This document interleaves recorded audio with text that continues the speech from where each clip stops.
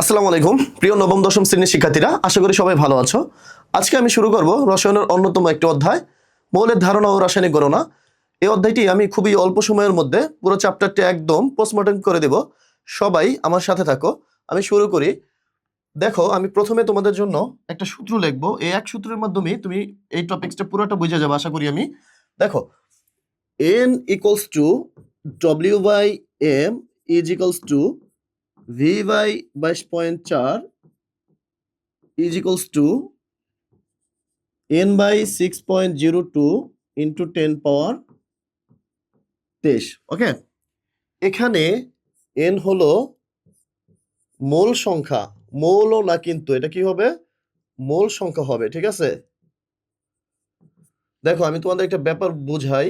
মৌল মানে হচ্ছে কি জানো? ওই যে হাইড্রোজেন, হিলিয়াম, লিথিয়াম ওইগুলো আছে না, এগুলোকে বলা হয় মৌল। আর মোল মানে হচ্ছে কি? মোল মানে হচ্ছে ওই যে হিসাব কিতাব, হিসাব, ঠিক আছে? রাসায়নিক গণনার একটা একক হচ্ছে মোল। তো n ইজ ইকুয়ালস টু কি বলতো? মোল সংখ্যা। এই ডব্লিউ মানে হলো ভর, আর এম মানে হলো আণবিক ভর, এম মানে হলো আণবিক ভর। ওকে, আর ভি ইজ ইকুয়ালস টু আয়তন। এই আয়তনটা অবশ্যই লিটার এককে হবে। কি এককে হবে? লিটার এককে। এখানে এন হলো অণুর সংখ্যা। কি সংখ্যা? মনে রাখতে হবে, এন কে কি বলা হয়? অণুর সংখ্যা বলা হয়। তো এখানে এই যে 6.02 ইন্টু 10 পাওয়ার 23, এটা হচ্ছে অ্যাভোগাড্রো সংখ্যা। কি সংখ্যা? অ্যাভোগাড্রো সংখ্যা।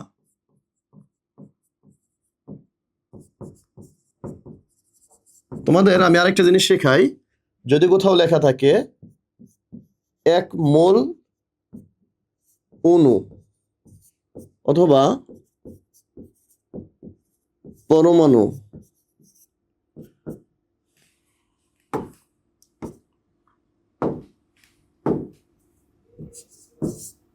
অথবা আয়ন, এটা সমান তুমি কি দিবা? 6.02 ইন্টু 10 পাওয়ার 23টি অণু, পরমাণু অথবা আয়ন। এখন আমি যদি তোমাকে বলি,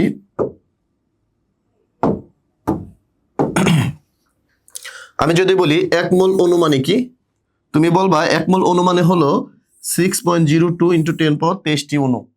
এবার আমি যদি বলি এক মোল পরমাণু মানে কি, এক মোল পরমাণু, তখন তুমি বলবা 6.02 ইন্টু 10 পাওয়ার 23টি পরমাণু। এখানে একটা জিনিস তোমাদের মনে রাখতে হবে, সেটা হলো এখানে যদি এক মোল অণু বলো, তুমি এখানে অণুই বলবা। এখানে যদি তুমি পরমাণু বলো, এখানে তাহলে তুমি কি বলবা? পরমাণু বলবা। এখানে যদি তুমি আয়ন বলো, এখানে জাস্ট কি বলবা? আয়ন বলবা, ঠিক আছে? ওকে, এটা খুবই গুরুত্বপূর্ণ। পোলাপাইন এটা ভুল করে যে এক মোল অণু মানে হচ্ছে এতটি অণু মনে করে, এক মোল পরমাণু মানে এতটি অণু মনে করে, এরকম মনে করা যাবে না, ঠিক আছে? এখানে অণু থাকলে এখানে অণু হবে, এখানে পরমাণু থাকলে এখানে পরমাণুই হবে। ওকে, তো এই সূত্র যেটা আমি লিখছি, এটা খুব গুরুত্বপূর্ণ একটা সূত্র। এই সূত্রের মাধ্যমে তুমি অনেকগুলো ম্যাথ সলভ করতে পারবে খুব ইজিলি, ঠিক আছে? এখানে আমাদের একটা জিনিস বোঝার আছে, সেটা হলো দেখো, এই আয়তনটা কি এককে হবে? আয়তনটা হবে লিটার এককে। আয়তন হবে লিটার এককে। তো আমি তোমাদের এখানে ছোট একটা জিনিস শেখাই দিই। যদি কখনো মিলিলিটার দেখো, মিলিলিটারকে যদি তুমি 1000 দিয়ে ভাগ দাও, তাহলে যেটা পাবা সেটাকে বলা হয় কি বলতো? লিটার। সেটাকে বলা হয় লিটার। আরেকটা জিনিস আমি শিখাই দিই, 1 DM cube is equals two 1 litre. যেখানে লিটার দেখবা ওটারে ডিএম কিউব বলবা। অনেক সময় তোমাদের আয়তনের একক ডিএম কিউব দেওয়া থাকতে পারে। মনে রাখবা, যাহাই ডিএম কিউব তাহাই হচ্ছে লিটার। এখানে আমি তোমাদের আরেকটা জিনিস শিখাই রাখি, যেটা তোমাদের পরীক্ষায় এই পেজটা থাকতে পারে, সেটা আমি একটু শিখাই দিই। দেখো,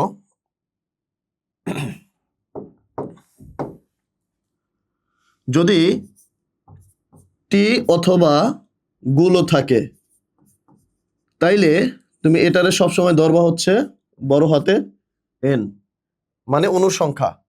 যেমন আমি এই ম্যাথটা সলভ করি, এই ম্যাথ সলভ করি। এক টি বলছে, টি বলছে তার মানে কি, এটা হচ্ছে কি এন, এন এর মান কত 1, একটি বলছে না 1। এখন অনুর ভর চাইছে, অনুর কি চাইছে ভর, ভর মানে কি ডব্লিউ। কিন্তু আমার অনেক শিক্ষার্থী মনে করতে পারো যে ভর মানে তো স্যার এমও হয়। তো এখানে একটা জিনিস মনে রাখবা, এমটা হচ্ছে আণবিক ভর, কিন্তু আমি বলছি শুধুমাত্র ভর। আমি কি বলছি এখানে শুধুমাত্র ভর নির্ণয় করো, এজন্য যদি আণবিক ভর বলতাম তখন আমি এম দিতাম, ঠিক আছে, কিন্তু আমি বলছি শুধুমাত্র ভর, তাহলে এটাকে কি বলা হবে ডব্লিউ। আরেকটা কথা তোমাদের বলে রাখি যে যদি কখনো সংকেত দেওয়া থাকে তাহলে তোমাকে ওই প্রশ্নে জীবনও আণবিক ভর নির্ণয় করতে বলবে না, ঠিক আছে। তো দেখো যা দেওয়া আছে, যা দেওয়া আছে এবং যা চাইছে সেটা দিয়েই সূত্র নিতে হবে।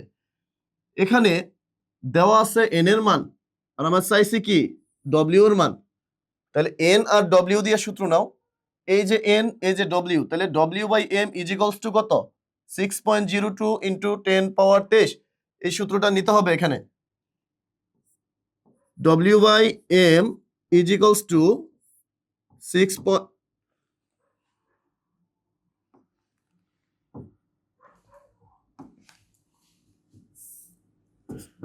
এন বাই 6.02 ইন্টু 10 পাওয়ার কত হবে 23 হবে। ওকে, তো দেখো এখানে ডব্লিউ, ডব্লিউ বসাইলাম, এম এর মান মানে এটার আণবিক ভর, এটার আণবিক ভর হচ্ছে 98, এটার আণবিক ভর কত 98। এই আণবিক ভরগুলা কিছু কিছু আণবিক ভর ডাইরেক্ট মুখস্থ রাখবা, কারণ এত বের করার সময় থাকবে না তোমার এমসিকিউ করার সময়। এখানে একটি বলছে তার মানে এন এর মান কত 1।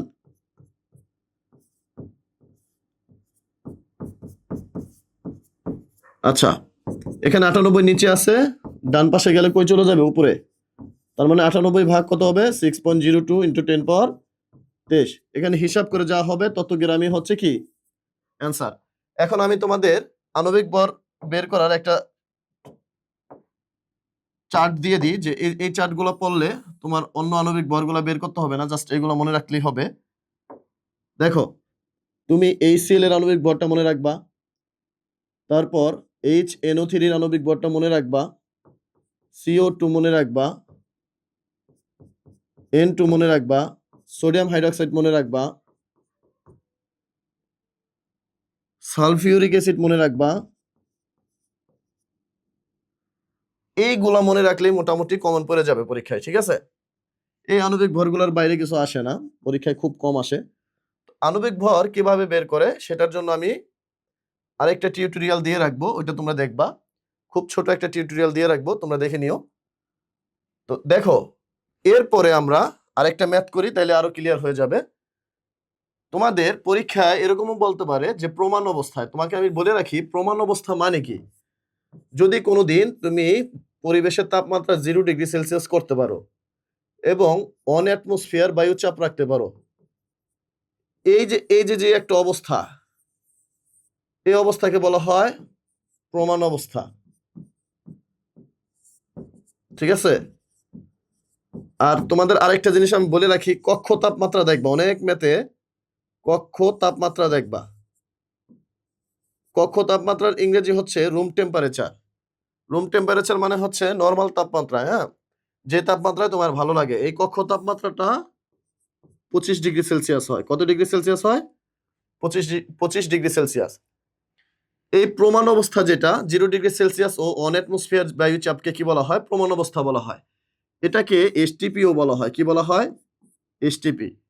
মনে রাখবা 0°C ও 1 অ্যাটমসফিয়ার চাপে অর্থাৎ এসটিপিতে অথবা প্রমাণ অবস্থায় বললে যে কোনো গ্যাসের আয়তন, যে কোনো গ্যাসের 1 মোল সমান হবে 22.4 লিটার। কত লিটার 22.4 লিটার। তো দেখো আমি এবার এই ম্যাথটা সলভ করি। বলছে এসটিপিতে 5 গ্রাম, কোনো আণবিক ভর বলছে বলে নাই, তার মানে গ্রাম মানে কি ডব্লিউ। আয়তন চাইছে না, আয়তন প্রকাশ করা হয় কি দ্বারা ভি দ্বারা। তো তুমি দেখো এই সূত্রটাই নিবা, আয়তন এবং ডব্লিউ এর মধ্যে সম্পর্ক W by M is equals to কত ভি বাই 22.4। এই সূত্রটা নিয়ে নিবা। আমি নিলাম W by M is equals to V by 22.4। আয়তন চাইছে, ঠিক আছে। এখন ডব্লিউ কত, ডব্লিউ কত দেওয়া আছে, ডব্লিউ দেওয়া আছে হচ্ছে 5 গ্রাম। হ্যাঁ, আমি 5 বসাই দিলাম। কার্বন ডাই অক্সাইডের আণবিক ভর কত, দেখো কার্বনের হবে 12, একটা অক্সিজেনের আণবিক ভর 16, কিন্তু অক্সিজেন আছে কয়টা, 2টা। 16 দ্বিগুণে কত হবে, 32, হিসাব করলে কত হবে, 44। তার মানে কার্বন ডাই অক্সাইডের আণবিক ভর হচ্ছে 44। ওকে, দেখো প্রিয় শিক্ষার্থীরা, সবাই একটু খেয়াল করো, এখানে 22.4 নিচে আছে, তাই আমি বাম পাশে যদি নিয়ে আসি উপরে চলে আসবে। এটা সমান আমি যেটা পাবো সেটা হচ্ছে কি, ভি। তো এভাবেই ভি একটা মান আমি পেয়ে যাবো, এটাই আমার অ্যান্সার। শোনো, তোমাদের আমি একটা কথা বলে রাখি, তুমি যারা এখন এই মুহূর্তে আমার ভিডিওটা দেখতেছো, আমি মনে প্রাণে বিশ্বাস করি আমার শিক্ষার্থীর মূল উদ্দেশ্যই হলো এখন আমার ক্লাসটা দেখবে, শিখবে এবং সাথে সাথে খাতায় নোট ডাউন করবে, এবং আশা করি সৃষ্টিকর্তার অশেষ রহমতে ভালো একটা রেজাল্টও করবে। তো আমার পরামর্শ হলো, যারা শুধু ভিডিও দেখতেছো কিন্তু খাতা কলম বের করতেছো না, তারা এখনই খাতা কলম বের করো এবং আমার ক্লাসটা সম্পূর্ণ নোট করো। আমার যতটুকু বিশ্বাস, এই নোট দেখে পড়লে তোমার চ্যাপ্টারের মধ্যে তেমন কোনো ঝামেলা থাকবে না। কারণ আমি ক্লাসটা এমনভাবেই নিব, আমার আমার পেড ব্যাচে যেরকম ক্লাস, আমার এখানে ওরকম ক্লাসই হবে, সমস্যা নাই। তুমি জাস্ট সুন্দর করে লেখা রাখবা, যা বলবো তাই লেখা রাখবা।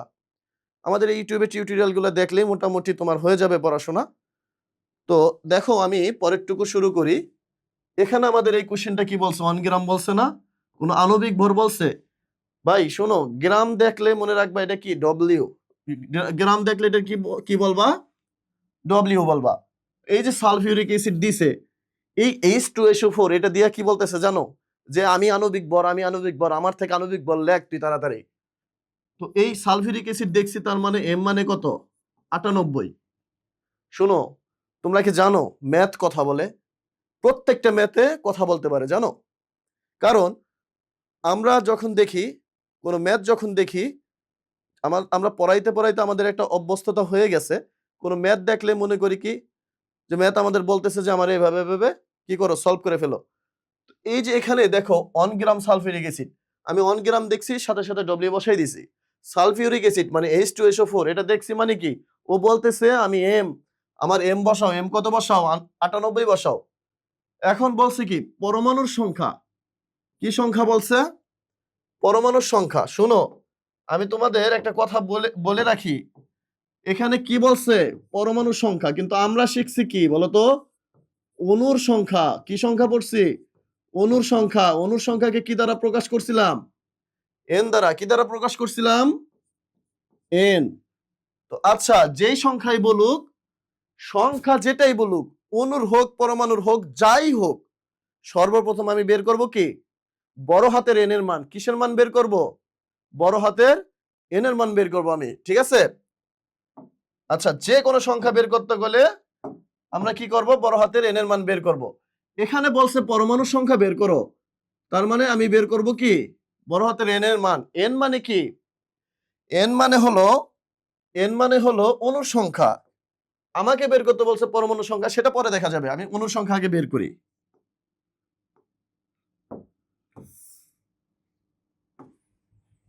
দেখো ডব্লিউ বাই এম,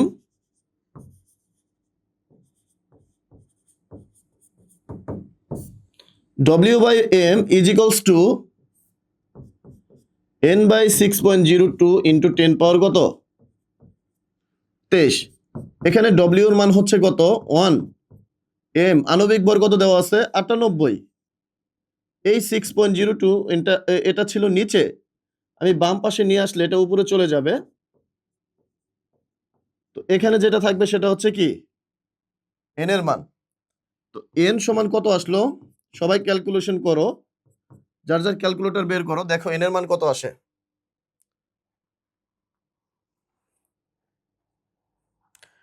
সবাই দ্রুত ক্যালকুলেশন করো, এন এর মান কত আসে দেখো।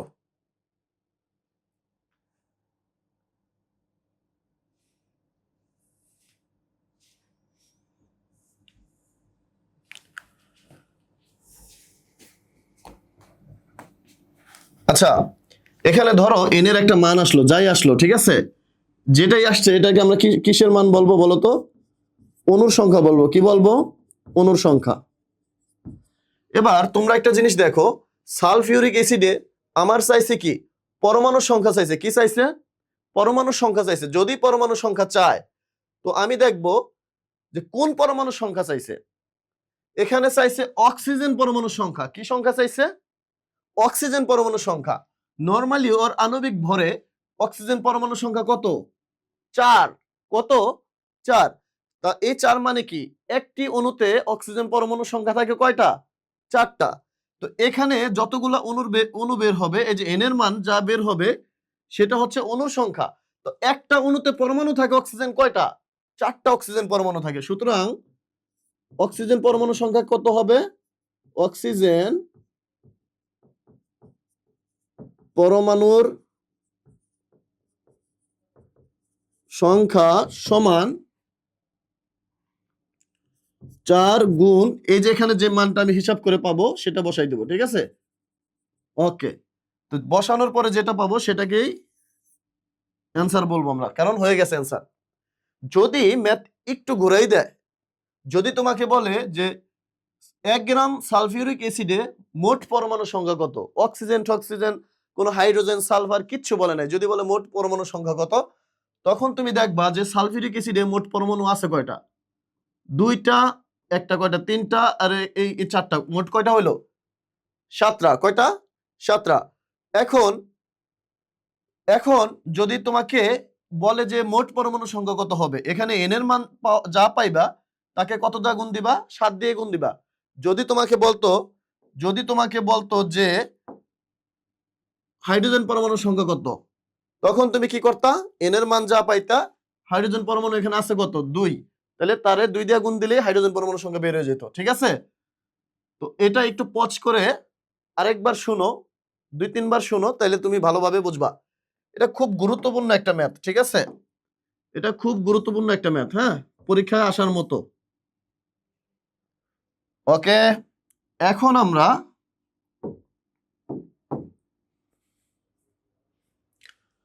মোলার দ্রবণ মানে কি দেখো। মোলার দ্রবণ মানে হচ্ছে নির্দিষ্ট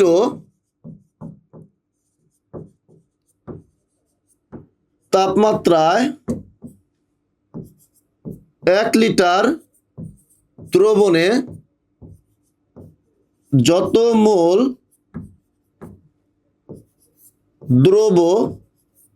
দ্রবীভূত থাকে তাকে তত মোলার দ্রবণ বলে। তত মোলার দ্রবণ। আচ্ছা, যদি আমি বলি এখানে 1 মোলার বলতে পারি, আমি যদি কখনো বলি 1 মোলার, তাহলে মনে রাখবো হচ্ছে 1 লিটার দ্রবণে 1 মোল দ্রব। কত মোল দ্রব থাকে? 1 মোল দ্রব থাকে। যদি বলি 0.1 মোলার, তাহলে মনে রাখবা 1 লিটার দ্রবণে 0.1 মোল দ্রব থাকে। যদি কখনো বলি 0.5 মোলার, তাহলে মনে রাখবা 1 লিটার দ্রবণে 0.5 মোল দ্রবীভূত থাকে। যদি কখনো এরকম বলি যে 0.01 মোলার, সেম কথা, 1 লিটার দ্রবণে 0.01 মোলার দ্রবীভূত থাকে। কখনো যদি এরকম হয় 0.001 মোলার হয়, এটা মানে হচ্ছে 1 লিটার দ্রবণে 0.001 মোলার দ্রবীভূত থাকে। এই 1 মোলারকে বলা হয় শুধুমাত্র মোলার দ্রবণ। কি দ্রবণ? মোলার দ্রবণ, মানে 1 মোলার দ্রবণ বলা হবে, ঠিক আছে? 0.1 হইলে তাকে বলা হয় ডেসিমোলার। কি মোলার? ডেসিমোলার। যদি কখনো ডেসিমোলার দেখো, তখন এটাকে কত মোলার বলবা? 0.1 মোলার বলবা, ডেসিমোলার। আর 0.5 দেখলে এটাকে বলা হবে সেমি মোলার। 0.01 দেখলে এটাকে বলা হবে সেন্টিমোলার। 0.001 দেখলে এটাকে বলা হবে মিলিমোলার।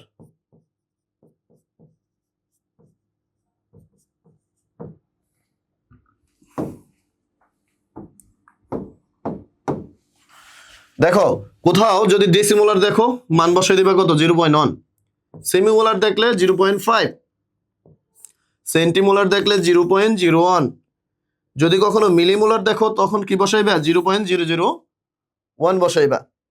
এখন আমরা একটা সূত্র পড়ব, W is equals to SVM by 1000। W মানে হচ্ছে ভর, S মানে হচ্ছে ঘনমাত্রা অথবা এখানে ঘনত্ব বলতে পারবা, ঠিক আছে। এখানে ভি হচ্ছে কি আয়তন, এই আয়তনটা মিলিলিটার হবে, কি এককে হবে, এই এম হলো আণবিক ভর, এম হলো কি আণবিক ভর। আমি আরো একবার বলি তোমাদের, কারণ এটা এজন্যই বলতেছি যে পোলাপাইন তো এটা ভুল করে, এজন্য এটা বারে বারে বলতেছি পোলাপাইনে যাতে এটা ভুল না করে, সেজন্য বলতেছি যে এই ম্যাথে এই সূত্র যদি কখনো নাও, এই সূত্রটা যদি কখনো নাও, তাইলে তুমি কি করবা, আয়তনটা কোন এককে নিবা, মিলিলিটার। মিলিলিটার নেওয়া তো সহজ, কোন লিটারকে যদি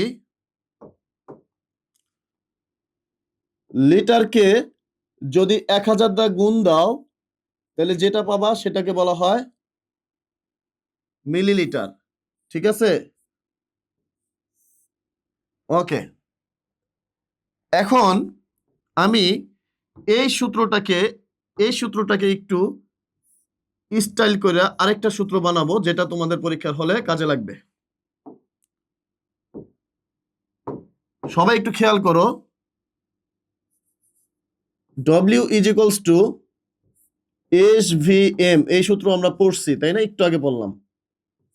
এখান থেকে W বাই এই এমটা আছে না উপরে আছে, এখানে নিয়ে আসলে কি হবে, নিচে চলে আসবে, SV ভাগ কত হবে 1000।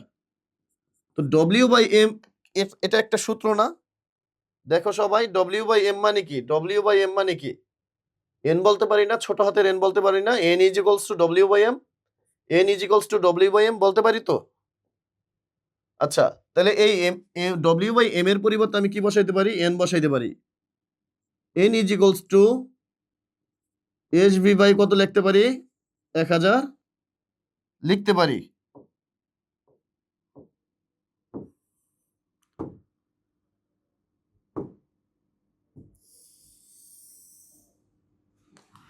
এই একটা সূত্র, এই আরেকটা সূত্র, দুইটা সূত্র এখানে, হ্যাঁ। আচ্ছা, এই এস মানে হচ্ছে ঘনমাত্রা, এস মানে কি ঘনমাত্রা। এখানে এখানে এখানে দেখো এই যে আমরা যা লিখছি না, এই যে যা লিখছি না, এগুলা সবই কি, এগুলা সবই হচ্ছে ঘনমাত্রা, সবই হচ্ছে এস, সবই হচ্ছে কি এস। এই হিসাব কিতাবে পোলাপানের ভুল হয় যদি কখনো কোনো ম্যাথে তোমাকে এস বের করতে বলে, যেমন তুমি ডব্লিউ ইকুয়ালস টু কি লেখো, এস ভি এম বাই কত লেখো 1000 লেখো, তখন এই এস বের করতে বললে তোমাদের অনেক সময় ভুল হয়ে যায় হিসাবে, তখন ডব্লিউ রে গুণ দিবা কত দিয়ে, 1000 দিয়ে গুণ দিবা। আচ্ছা, আমি একটু সুন্দর করে লিখে দিই, কারণ এই ভুলটা অনেকে করে, যাতে তোমরা না করো। W is equals to S V M by কত 1000, তার মানে ডব্লিউ ইন্টু 1000 ভাগ কত V M is equals to কি এস। এটা তোমার জাস্ট নর্মাল ক্যালকুলেশন, এটা তোমরা পারবে আশা করি, ভুল যাতে না হয় জন্য লিখে দিলাম, ঠিক আছে। পরীক্ষায় কি কি আসবে এখান থেকে, এটা হচ্ছে সবচেয়ে বড় কথা, পরীক্ষায় এখান থেকে কি কি আসবে। দেখো এই সূত্র দিয়ে 100% ম্যাথ হবে, 100% ম্যাথ হবে। কিভাবে ম্যাথ হবে? অনেক প্রশ্নে তুমি দেখবা যে অনেক প্রশ্নে এরকম লেখা থাকবে যে এরকম লেখা থাকবে 200 মিলিলিটার 0.5 মোলার Na2CO3। তো তখন তুমি মোল বের করবা। কি বের করবা? তখন তুমি যদি মোল বের করতে চাও তাহলে আমি আমি তোমাকে বলে দিলাম, তুমি সূত্র নিবা কোনটা? N equals to, দেখো HB বাই 1000, HB বাই কত, এস কত দেওয়া আছে 0.5, আচ্ছা ভি কত 200 মিলিলিটার। এই ম্যাথটা আমি বানাই দিলাম, ঠিক আছে? 200 মিলিলিটার ভাগ কত 1000, যেটা পাইবা সেটা হচ্ছে তোমার এন এর মান। তো এভাবে এই এন এর মান তোমার অবশ্যই অবশ্যই বের করতে হবে। 100 এখান থেকে সৃজনশীল, এই কুলু থেকে সৃজনশীল আসবে। তো আমি তোমাকে ক্লাসটা এমন ভাবে করাবো যাতে তুমি সৃজনশীল এই ক্লাসের মধ্যে সব কমপ্লিট করতে পারো।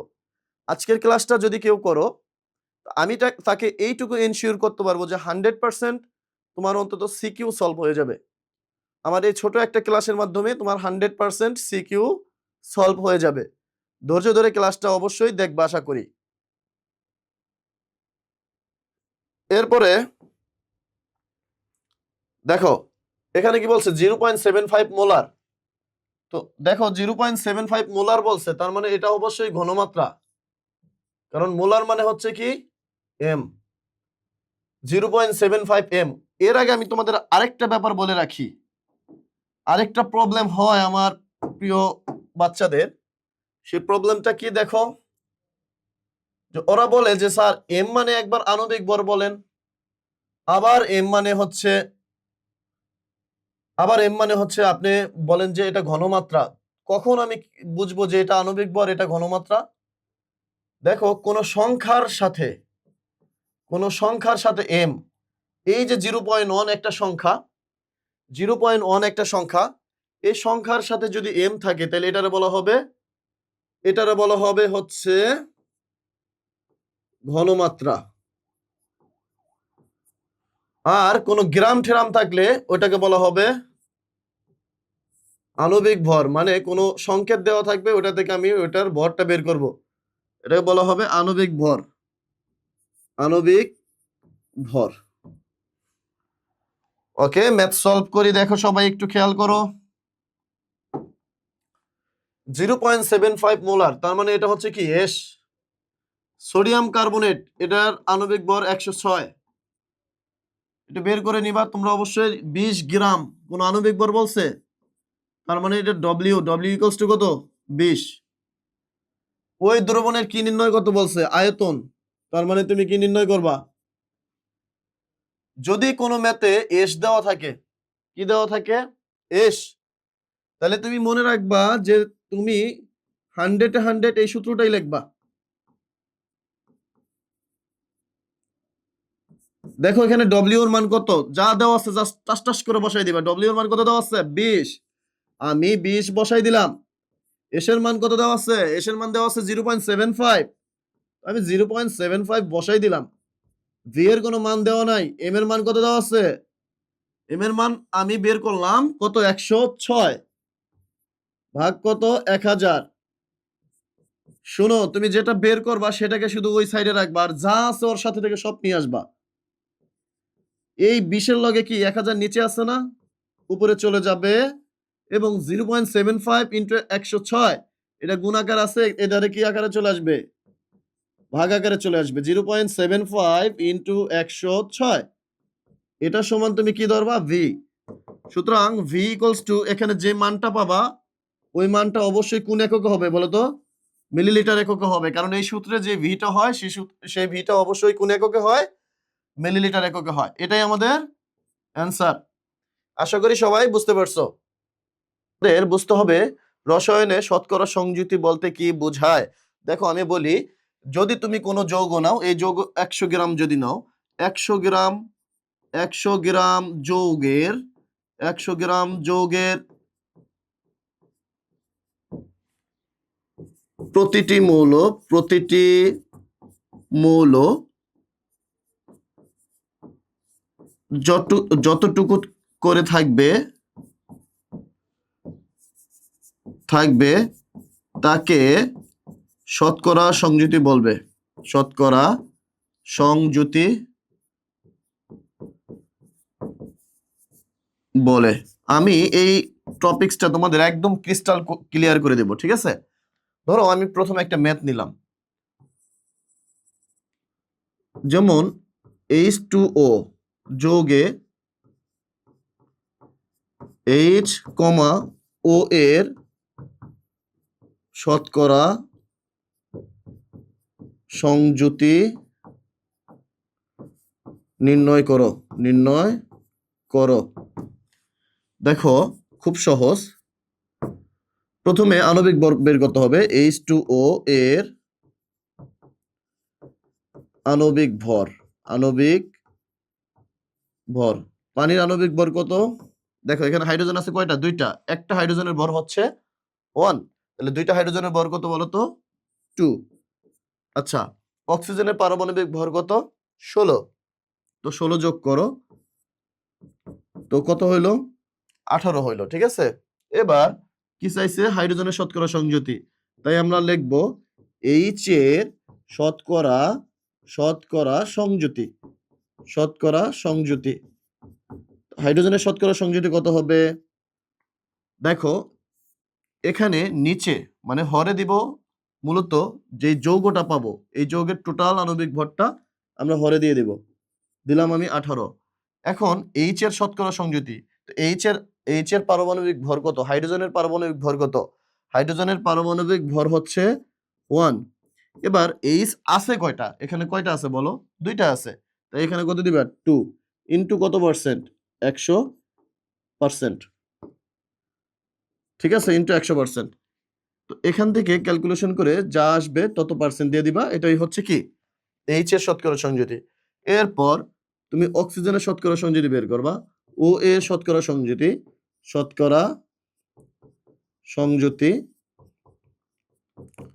মোট কত? 18। অক্সিজেনের পারমাণবিক ভর কত? 16। দিয়ে দিলাম আমি 16।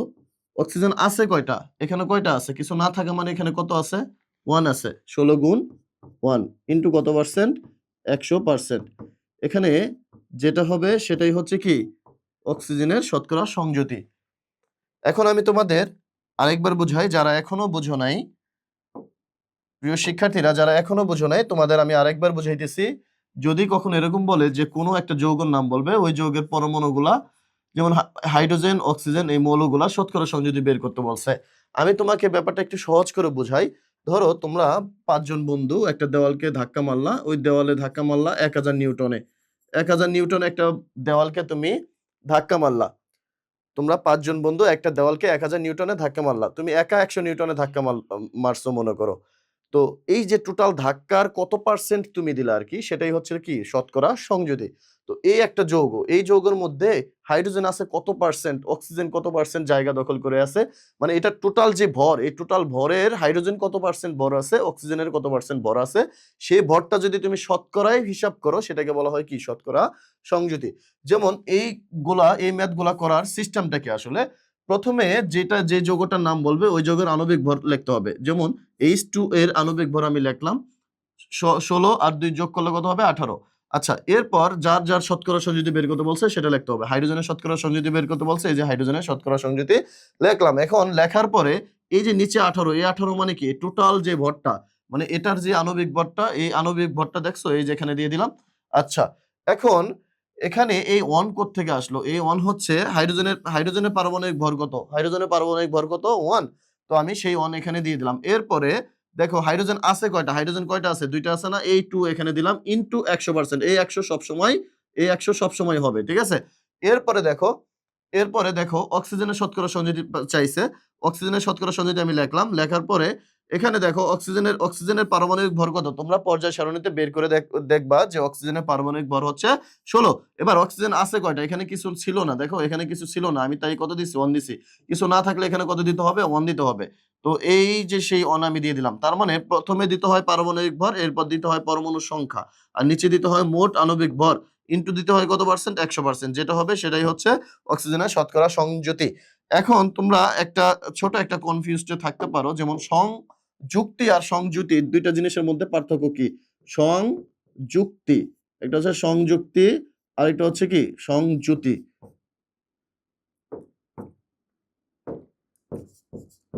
সংযুতি, এই দুইটার মধ্যে পার্থক্য হলো, দেখো যেমন ধরো তোমরা যখন ম্যাথ এক্সাম দাও, জেনারেল ম্যাথ যখন এক্সাম দাও, এক্সামে ওখানে গ্রাফ পেপার তোমরা কি করো, এক্সট্রা যুক্ত করে দাও না। এই যে এক্সট্রা কিছু যুক্ত করে দেওয়া, কোনো কিছুর সাথে কিছু যুক্ত করে দেওয়াকে বলা হয় সংযুক্তি, ঠিক আছে। আর এই সংযুতি মানে হচ্ছে কোনো একটা কাজ, কোনো একটা বস্তুর মধ্যে ওটার যে আলাদা আলাদা পার্টিকেল কোনটা কত পার্সেন্ট আছে সেটাকে বলা হয় সংযুতি, যেটা আমি এই যে এখানে লিখছি। আশা করি শতকরা সংযুতি তোমরা বুঝতে পারছো। তারপর দুই একটা ম্যাথ করলে আরো বেশি ক্লিয়ার হয়ে যাবা। যেমন দেখো সালফিউরিক অ্যাসিড যৌগে হাইড্রোজেন, সালফার, অক্সিজেনের শতকরা সংযুতি নির্ণয় করতে বলছে। প্রথমে আমার কি করতে হবে, প্রথম কাজ হচ্ছে আণবিক ভর। প্রথমে লিখতে হবে H2SO4 এর আণবিক ভর, আণবিক ভর কত বলতো, সালফিউরিক অ্যাসিডের আণবিক ভর কত, হাইড্রোজেনের কত, হাইড্রোজেনের ভর হচ্ছে 1, হাইড্রোজেন আছে কয়টা, দুইটা, 2 একে কত 2। আচ্ছা সালফারের ভর কত, তোমরা পর্যায় সারণী খুলে দেখো, সালফারের ভর হচ্ছে 32, দিয়ে দিলাম আমি 32। এরপর হচ্ছে অক্সিজেনের পারমাণবিক ভর কত বলতো, অক্সিজেনের পারমাণবিক ভর হচ্ছে 16। এখন এখানে অক্সিজেন আছে কয়টা, 4টা, 16 গুণ 4 ইকুয়ালস টু কত বলতো, 64। তো টোটাল হিসাব করলে কত হবে, টোটাল হিসাব করলে হবে হচ্ছে 98। এবার দেখো আমার যেটা যেটা চাইছে একটা একটা করে লিখবো। হাইড্রোজেনের শতকরা সংযুতি চাইছে না, এবার লিখতে হবে H এর শতকরা সংযুতি, শতকরা সংযুতি। H এর শতকরা সংযুতি কত, টোটাল যে ভরটা সেটা আমরা নিচে দিয়ে দিলাম। H এর পারমাণবিক ভর কত, 1 ইন্টু H আছে কয়টা, H আছে কয়টা, দুইটা, তাই এখানে কত দিব, 2 ইন্টু কত পার্সেন্ট, 100%। এখানে ক্যালকুলেশন করলে যেটা হবে সেটাই হচ্ছে কি হাইড্রোজেনের শতকরা সংযুতি। এরপর চাইছে সালফারের শতকরা সংযুতি, তো আমি লিখবো H এর শতকরা সংযুতি। তো সালফার পারমাণবিক ভর কত বলতো, 32, 32 গুণ কত হবে, সালফার আছে কয়টা, এখানে একটা আছে, কিছু না থাকে মানে কত 1, আর টোটাল ভর কত ছিল 98 ইন্টু কত পার্সেন্ট, 100%, যেটা হয় সেটাই হচ্ছে সালফারের শতকরা সংযুতি। এরপর হচ্ছে অক্সিজেনের শতকরা সংযুতি। অক্সিজেনের শতকরা সংযুতি আমরা কেমনে বের করব, দেখো অক্সিজেনের শতকরা সংযুতি নিচে দিতে হবে মোট ভর। অক্সিজেনের পারমাণবিক ভর কত, অক্সিজেনের পারমাণবিক ভর হচ্ছে 16, 16 গুণ অক্সিজেন আছে কয়টা, এখানে কয়টা আছে, 4টা, 16 গুণ 4 ইন্টু ইন্টু 100%, যা হয় সেটাই হচ্ছে কি অক্সিজেনের শতকরা সংযুতি। এখন অনেকে চাইলে এরকম করতে পারে যে যে স্যার আমি দুইটা শতকরা সংযুতি বের করবো, আরেকটা এভাবে না করে অন্যভাবে করতে চাই। সেটা কিভাবে করা যায় সেটাও আমি একটু বলে রাখি। দেখো দেখো ধরো তোমার ফ্যামিলিতে 3টা ভাই আছো, তো 3টা ভাইয়ের মধ্যে 2 ভাই একটা আম, মনে করো একটা আম খাইতেছো, 2 ভাই একটা আমের প্রায় 70% খাইছো, কত পার্সেন্ট খাইছো, ধরো ধরো এস এস এস একটা আমে খাইছে হচ্ছে 10%, আর এ একটা আমের খাইছে হচ্ছে 60%, আর এন একটা আমের খাইছে কত পার্সেন্ট বলো। একটা ফ্যামিলিতে 3টা ভাই, এস এ এন, তো 3 ভাইয়ের মধ্যে এস খাইছে মোট কথা আম হচ্ছে একটা আমের 10% খাইছে এস, আর 60% খাইছে এ, তাহলে বাকি যেটুকু থাকে সেইটুকু খাবে কে, এন। তো টোটাল পার্সেন্ট কত, 100%। তো ওই 100%-এর মধ্যে এই দুই ভাইয়েরটা বাদ দিলেই তো যেটুকু থাকে এইটুকু থার্ড যে ভাই ছিল সে খাবে। তো দেখো টোটাল 100 থেকে আমরা বিয়োগ দিলাম কত, 10 প্লাস কত 60, বিয়োগ দিলে যেটা পাবো 70, 100, 30%, এই 30% হচ্ছে কি অ্যান্সার। তো দেখো এখানে এই হাইড্রোজেনের যেটা শতকরা সংযুতি পাবো, সালফারের যেটা শতকরা সংযুতি পাবো, এই দুইটা যোগ করব, এই দুইটা যোগ করে 100 থেকে বিয়োগ দিলে যেটা পাবো সেটাই হচ্ছে অক্সিজেনের শতকরা সংযুতি। এখন বলতে পারো কি জন্য এগুলা জানলাম? এটা এজন্যই জানলাম, যখন আমরা জীবাশ্ম জ্বালানি চ্যাপ্টারটা পড়বো ওইখানে অনেক সৃজনশীলের দুইটা শতকরা সংযুতি দেওয়া থাকে, তৃতীয় আরেকটা দেওয়া থাকে না, তখন যৌগের নাম বের করার জন্য এই পদ্ধতি তখন অবলম্বন করতে হয়। আমি চাই আমার কোনো স্টুডেন্ট মানে এই জিনিসগুলোতে ঘাবড়ায় যেন না যায়, সেটাই আমি সবসময় চাই। দেখো, এখন আমরা রাসায়নিক সমীকরণ থেকে হিসাব শিখব। তো ধরো আমি একটা যৌগ বিক্রিয়া লিখবো, একটা যৌগ সর্বপ্রথম লিখি ম্যাগনেসিয়াম প্লাস অক্সিজেন, একটা বিক্রিয়া লিখলাম সর্বপ্রথম। তো এই বিক্রিয়া লেখার পরে দেখো কি হয়, MgO। তো একটু সমতা করতে হবে, কি করতে হবে, একটু সমতা। তো সমতা ভাইয়ারা কেমনে করে? এখানে অক্সিজেন আছে কয়টা, দুইটা, তাই আমার এখানে কত দিতে হবে, 2। এখানে কিন্তু দেওয়া যাবে না, তো এখানে 2 দিলে অক্সিজেন হ্যাপি, অক্সিজেন দুইটা হয়ে গেছে, কিন্তু ম্যাগনেসিয়াম কয়টা হয়ে গেছে, দুইটা, কিন্তু ম্যাগনেসিয়াম এখানে কত দিবা, 2। ঠিক আছে? তো এখন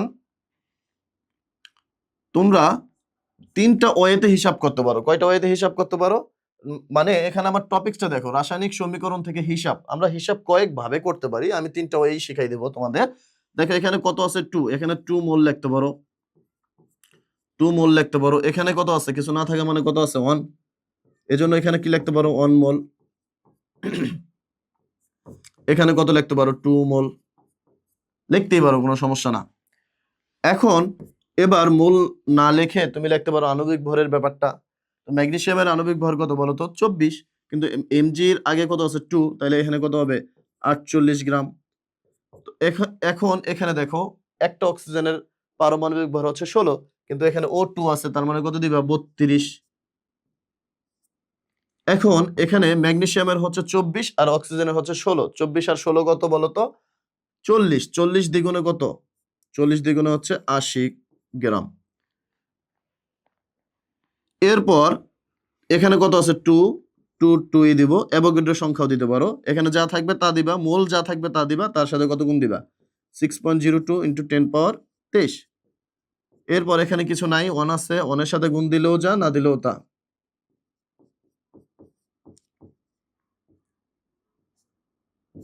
এরপর এখানে আছে কত, 2, 2 এর সাথে গুণ দিবা, 2 ইন্টু 6.02 ইন্টু 10 পাওয়ার কত বলো তো, 23। ওকে, আসলে এখানে তোমরা কি বুঝলা, এটাই হচ্ছে মেন। তুমি অনেক ম্যাথে দেখবা ম্যাথ কন্টিনিউ করতে মোল লাগে, মোল। এজন্য আমি এখানে মোল কিভাবে এগুলা দিয়ে করতে হয়, ঠিক আছে, সেটা আমি দিয়ে দিলাম। অনেক সময় অনেক ম্যাথে, ম্যাক্সিমাম ম্যাথ গুলাতেই গ্রামে করতে হয়, আণবিক ভর দিয়ে করতে হয়। এই যে দেখো আণবিক ভর দিয়ে দিলাম, আণবিক ভর দিয়ে করলাম। তো তোমার উপর ডিপেন্ডস করতেছে যে তুমি কিভাবে করবা। তো এরপর অনেক ম্যাথ গুলাতে আছে যে সংখ্যা দিয়ে করে, ঠিক আছে, গ্রাম দিয়ে করে না, মোল দিয়ে করে না, তখন ওরা টি দিয়ে করে, এত টি তত টি, এরকম অণুর সংখ্যা, পরমাণুর সংখ্যা, এগুলা দিয়ে করে। তো এগুলা কিভাবে করে, এই যে আমি এখানে লিখে দিছি, ঠিক আছে। তুমি বলতে পারো যে 2 মোল ম্যাগনেসিয়ামের সাথে 1 মোল অক্সিজেন বিক্রিয়া করে, এটা যেই কথা, 48 গ্রাম ম্যাগনেসিয়ামের সাথে 32 গ্রাম অক্সিজেন বিক্রিয়া করে, একই কথা। 2 ইন্টু 6.02 ইন্টু 10 পাওয়ার 23টি ম্যাগনেসিয়ামের সাথে এতটি অক্সিজেন বিক্রিয়া করে, একই কথা। এগুলো সবই হচ্ছে একই ধরনের কথা, ঠিক আছে। আশা করি সবাই বুঝতে পারছো। তো এই তিনটা ওয়ের যে কোনো একটা, এই তিনটার মধ্যে যে কোনো একটা দিয়ে তুমি ম্যাথ করবা। তোমাদের এই চ্যাপ্টারে সবচেয়ে গুরুত্বপূর্ণ টপিকস হচ্ছে হিসাবগুলা, বিশেষ করে লিমিটিং বিক্রিয়কের ম্যাথগুলা সবচেয়ে বেশি গুরুত্বপূর্ণ। তো ওই ম্যাথে 100% তোমার সমতা বুঝতে হবে এবং এই তিনটা মেকানিজমের যে কোনো একটা মেকানিজমে ম্যাথ কমপ্লিট করতে হবে। আমি তোমাকে একটা সমতা শিখাই, আমার মনে হয় এই একটা সমতা শিখলে তোমার আর সমতাকরণে সমস্যা হবে না।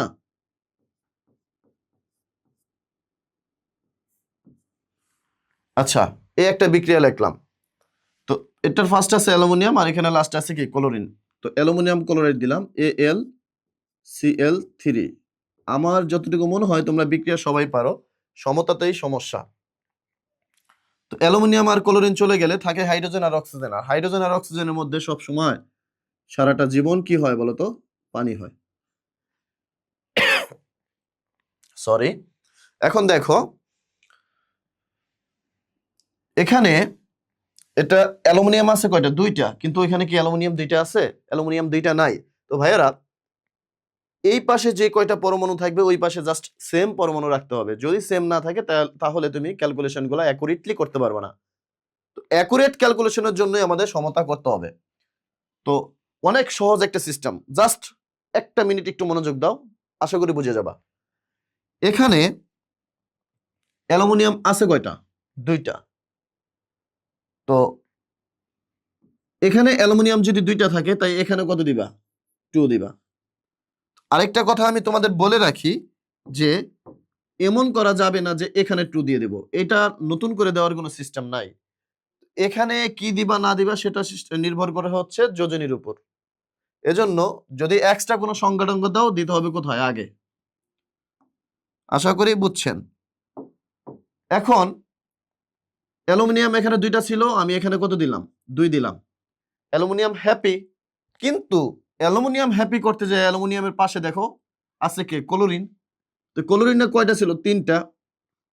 3 দুগুণে কত হয়ে গেল? 6। কিন্তু এই পাশে কি ক্লোরিন 6টা আছে? নাই। তাই এই পাশে ক্লোরিন 6টার জন্য 6 দিয়ে দিলাম। ক্লোরিন হ্যাপি, বাট হাইড্রোজেন কয়টা হয়ে গেছে দেখছো? 6টা। এখানে কি হাইড্রোজেন 6টা আছে? নাই।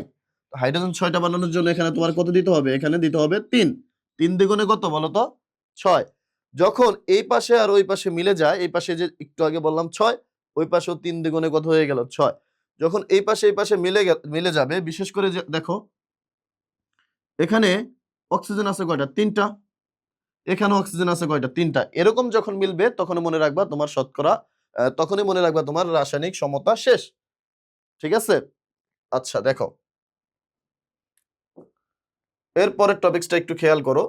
বলছে 2 গ্রাম ম্যাগনেসিয়াম ধাতু প্রয়োজনীয় পরিমাণ অক্সিজেনের সাথে বিক্রিয়া করলে এত গ্রাম ম্যাগনেসিয়াম অক্সাইড উৎপন্ন হয়। উৎপাদের শতকরা পরিমাণ নির্ণয় করো। তো আমার যা যা দেওয়া আছে তা তা উঠাইতে হবে। বিশেষ করে এই হিসাবগুলো করার আগে আমার বিক্রিয়া লিখতে হবে এবং বিক্রিয়া সমতা করতে হবে। বলছে ম্যাগনেসিয়ামের কথা, তো আমি ম্যাগনেসিয়াম উঠাইলাম। এরপর অক্সিজেনের কথা বলছে, অক্সিজেনের সাথে বিক্রিয়া করতে বলছে, আমি অক্সিজেন দিলাম।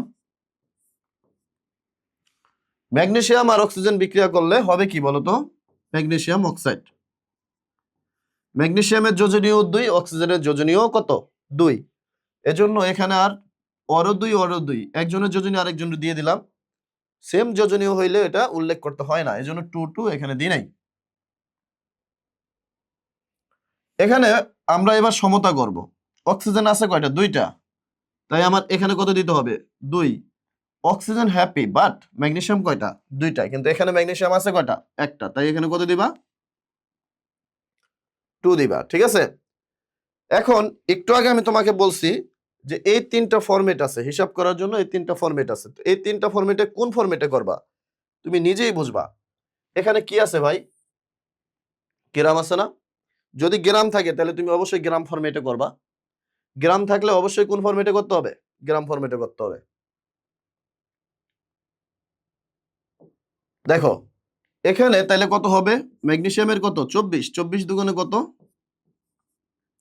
48। আর এখানে হবে কত? 32 গ্রাম। আর এখানে হবে 80 গ্রাম। এখন আমার কোন ডাটা দেওয়া আছে সেটা বুঝতে হবে। ডাটা দেওয়া আছে হচ্ছে ম্যাগনেসিয়ামের পরিমাণ, আর এখানে যে ডাটাটা দেওয়া আছে সেটা হচ্ছে ম্যাগনেসিয়াম অক্সাইডের পরিমাণ। ম্যাগনেসিয়াম অক্সাইডের পরিমাণ। তো আমি দেখব যে ম্যাগনেসিয়াম থেকে ম্যাগনেসিয়াম অক্সাইড অরিজিনালি কতটুকু পাওয়া যায়। তো সেটা বের করতে হবে বিক্রিয়া থেকে। যেমন 48 গ্রাম এমজি থেকে এমজিও পাই কতটুকু? এমজিও পাই 80 গ্রাম। ওকে, 1 গ্রাম ম্যাগনেসিয়াম থেকে কতটুকু পাই? 80 ভাগ 48। এখন এখানে 2 গ্রাম ম্যাগনেসিয়াম থেকে কতটুকু পাও তোমরা? ক্যালকুলেশন একটু করো। 80 গুণ 2 ভাগ কত? 48। কত গ্রাম ম্যাগনেসিয়াম অক্সাইড হয় তোমরা একটু ক্যালকুলেশন করো। ওকে ভাইয়ারা?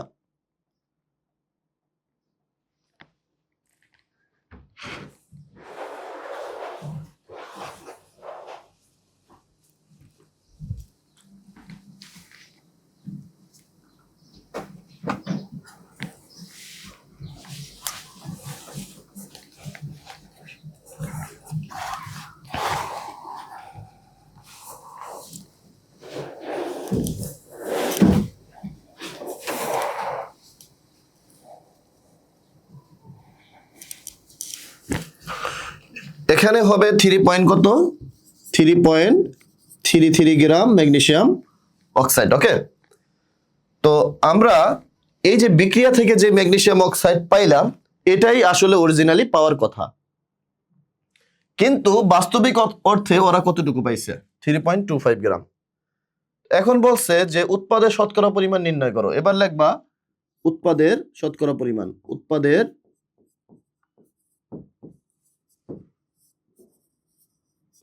শতকরা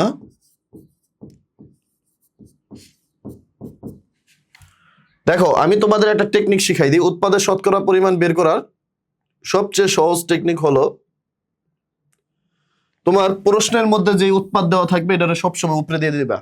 মানে প্রশ্নের মধ্যে যে উৎপাদ দেওয়া থাকবে, যত গ্রাম দেওয়া থাকবে ওইটাকে সব সময় কই দিবা উপরে 3.25 দিয়ে দিলাম। আর তুমি এভাবে ঐকিক নিয়মে ক্যালকুলেশন করে যেটা পাইবা সেটারে দিবা কোথায়? নিচে 3.33 দিয়ে দিলাম। ঠিক আছে? ইন্টু কত পার্সেন্ট?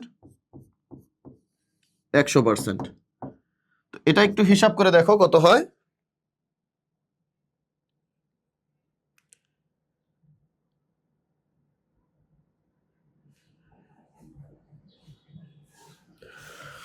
প্রায় 97.59% হয়। ঠিক আছে? তো এভাবে উৎপাদের শতকরা পরিমাণ নির্ণয় করতে পরীক্ষায় বলবে। তো এগুলা কিরকম গুরুত্বপূর্ণ? এটা আসলে মোটামুটি ভালোই গুরুত্বপূর্ণ। সিকিউতে যদি নাও আসে, এমসিকিউতে তুমি পেয়ে যাবা। আর একটা এমসিকিউর জন্য অনেকে ফেল করে, একটা এমসিকিউর জন্য অনেকে গোল্ডেন পায় অর্থাৎ A+ পায়, একটা এমসিকিউর জন্য অনেকে পাসও করে। তো এমসিকিউর গুরুত্ব আছে। এরপর দেখো আমরা পরের ম্যাথ করব। বলছে যে একটি যৌগের 3.42 গ্রাম বিশ্লেষণ করে, মানে একটা যৌগের 3.42 গ্রাম বিশ্লেষণ করবা মানে ভাঙবা। ভাঙলে 0.54 গ্রাম অ্যালুমিনিয়াম, 0.96 গ্রাম সালফার এবং যৌগটির অপর পরমাণু অক্সিজেন পাওয়া গেল। যৌগটির স্থূল সংকেত নির্ণয় করতে বলছে। তো স্থূল সংকেত নির্ণয় করার সিস্টেমটা কি আসলে? স্থূল সংকেত নির্ণয় করার সিস্টেম হলো,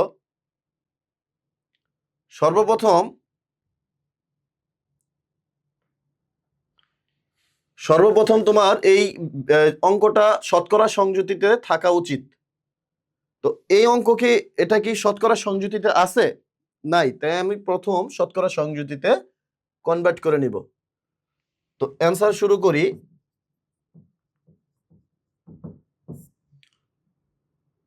অ্যালুমিনিয়ামের পরিমাণ কত? এর পরিমাণ, অ্যালুমিনিয়ামের পরিমাণ হচ্ছে 0.54 গ্রাম এবং সালফারের পরিমাণ হচ্ছে 0.96 গ্রাম এবং অপর যৌগটির নাম হচ্ছে অক্সিজেন। অক্সিজেনের পরিমাণ কত? টোটাল কতটুকু ছিল? 3.42 মাইনাস এই 3.42 থেকে অ্যালুমিনিয়াম গেল 0.54 গ্রাম, সালফার গেল 0.96 গ্রাম। আসলে গেল কতটুকু তাহলে দেখি। 0.54 প্লাস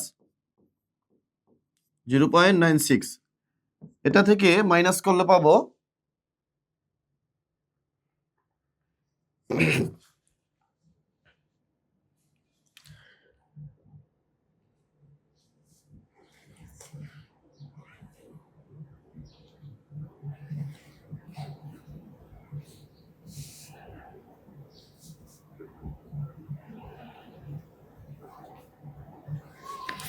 1.92 কতটুকু পাইলাম 1.92।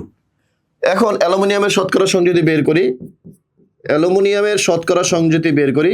আমি কেন শতকরা সংযুতি দিয়ে বের করতেছি তুমি পরের ম্যাথটা দেখলে বুঝবা, কারণ আমাদের ম্যাক্সিমাম ম্যাথ স্থূল সংকেত আণবিক সংকেত বের করার জন্য শতকরা সংযুতিই লাগে।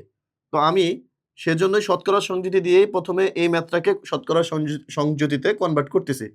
তো অ্যালুমিনিয়ামের শতকরা সংযুতি লিখি। শতকরা সংযুতি কত? টোটাল কত ছিল 3.42, সেটা আমি নিচে দিয়ে দিলাম 3.42। এবার অ্যালুমিনিয়াম আসিল কতটুকু 0.54 ইন্টু কত 100। একটু ক্যালকুলেশন করো ভাইয়ারা। এরপর দেখো সালফারের শতকরা সংযুতি। সালফারের শতকরা সংযুতি কিভাবে বের করবা? সালফার আছে কতটুকু 0.96, টোটাল কত 3.42 ইন্টু 100%।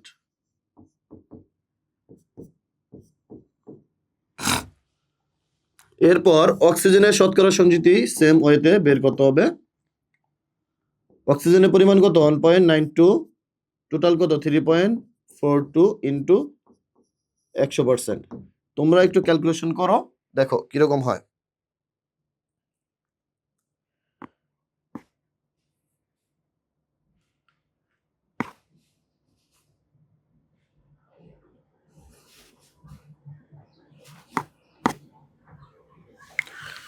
এটা হচ্ছে 15.78%।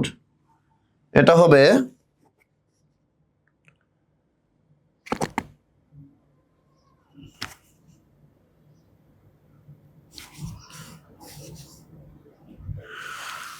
28.07 আর নিচেরটা হবে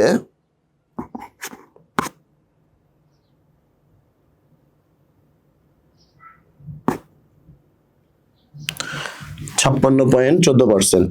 56.14%। তো দেখো, তো স্থূল সংকেত বের করতে সর্বপ্রথম আমার লাগবে হচ্ছে শতকরা সংযুতি। তো আমি সবগুলার শতকরা সংযুতি বের করলাম। এবার স্থূল সংকেত কিভাবে বের করব?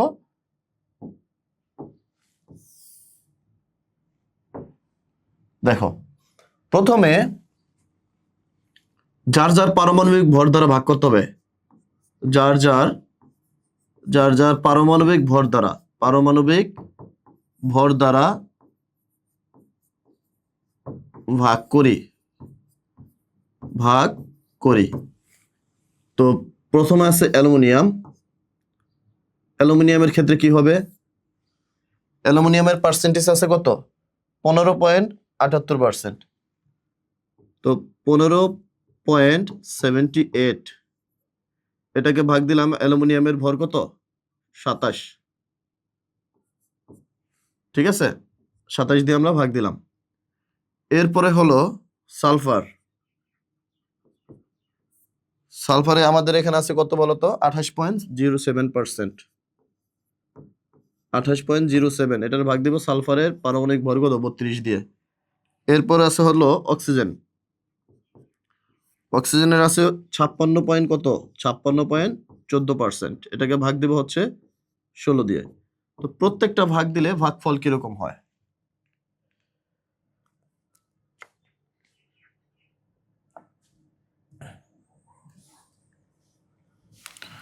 এটা হবে 3.5 আর এটা হবে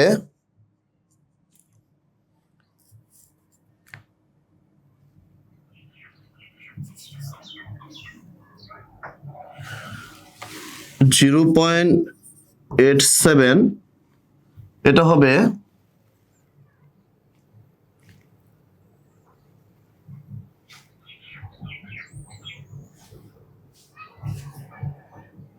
0.58। এখন প্রত্যেকটি ভাগফলের মধ্যে সবচেয়ে ছোট যে ভাগফল, এই ভাগফল দিয়ে নিজেকে সহ প্রত্যেকটাকে ভাগ দেব। তো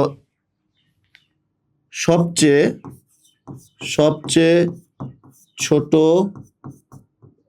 ভাগফল দিয়ে প্রতিটি প্রতিটি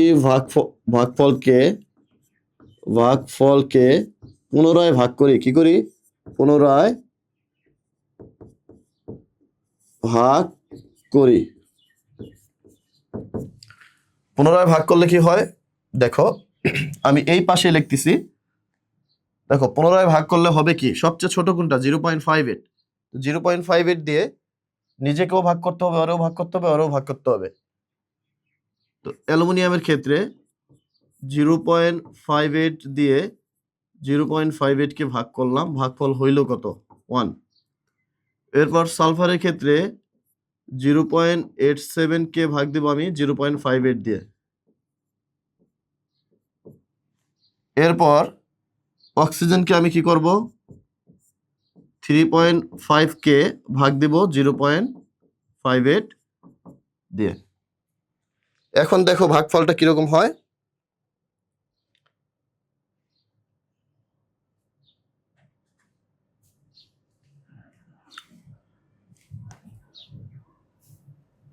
ওয়ান 1.5, এটা কত হইল? 1.5। নিচেরটা কত হয়?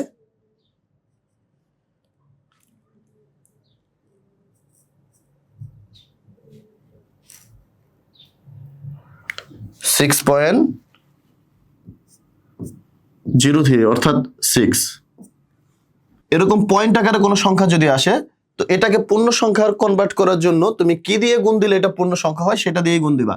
এখানে 1.5, এটাকে যদি তুমি 2 দিয়ে গুণ দাও তাহলে কি হয়ে যায়? এটা পূর্ণ হয়ে যায়। তো একটাকে গুণ দেওয়া যাবে না, গুণ দিতে হবে সবগুলাকে।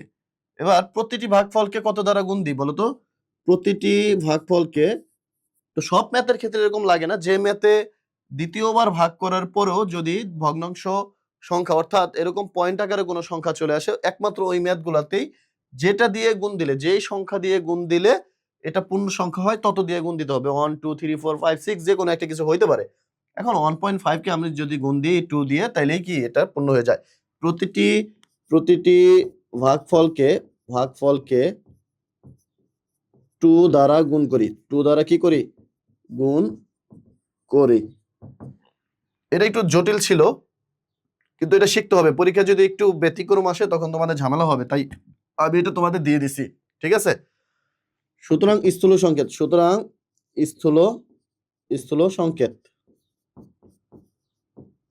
সংকেত কত হবে?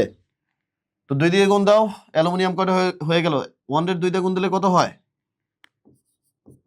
Al2। S 1.5 এর 2 দিয়ে গুণ দিলে কত হয়? 3 হয়, S3। এবার অক্সিজেনের 2 দিয়ে গুণ দিলে কত হয়? 12।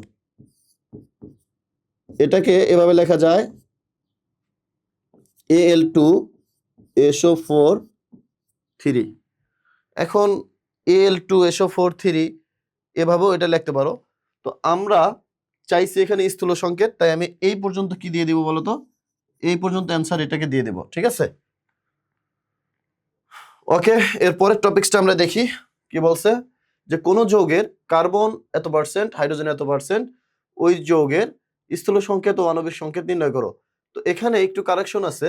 এটার আণবিক সংকেত নির্ণয় করতে হইলে অবশ্যই আণবিক ভর লাগে, এটা বোঝার জন্যই আমি এখানে লিখে নাই। আণবিক ভর দেওয়া আছে কত? 78। এই ম্যাথের আণবিক ভর হচ্ছে 78। তো আমি অ্যান্সারটা একটু লিখি, খুব সহজ। কার্বনের কত আছে? 92.31%। তো 92.31 ভাগ দিবা কত দিয়ে? 12 দিয়ে। ভাগ দাও। হাইড্রোজেনের কত আছে বলো তো? হাইড্রোজেন আছে 7.69। এটাকে ভাগ দিবা হচ্ছে কত? হাইড্রোজেনের কত? 1। এটার ভাগফল কত হয়? 7.69 হয়। এটার ভাগফল হয় হচ্ছে, এটার ভাগফলও 7.69 হবে। তো এখন এখানে দুইটা ভাগফলের মধ্যে সবচেয়ে ছোট ভাগফল কোনটা? এটাও 7.69, এটাও 7.69। যদি কখনো এরকম হয় দুইটা ভাগফলের মধ্যে ছোট ভাগফল থাকে না, দুইটাই সমান, তাহলে যে কোনো একটা ভাগফল দিয়ে প্রত্যেককে ভাগ করতে হবে। যে কোনো একটি ভাগফল দিয়ে প্রতিটি ভাগফলকে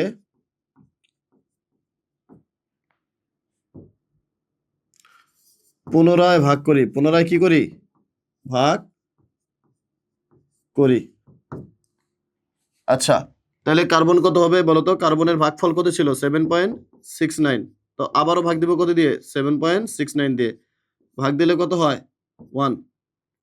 এরপর হাইড্রোজেনের ভাগফল কত ছিল? 7.69। তো এটাকে আবার পুনরায় 7.69 দিয়ে ভাগ দিব।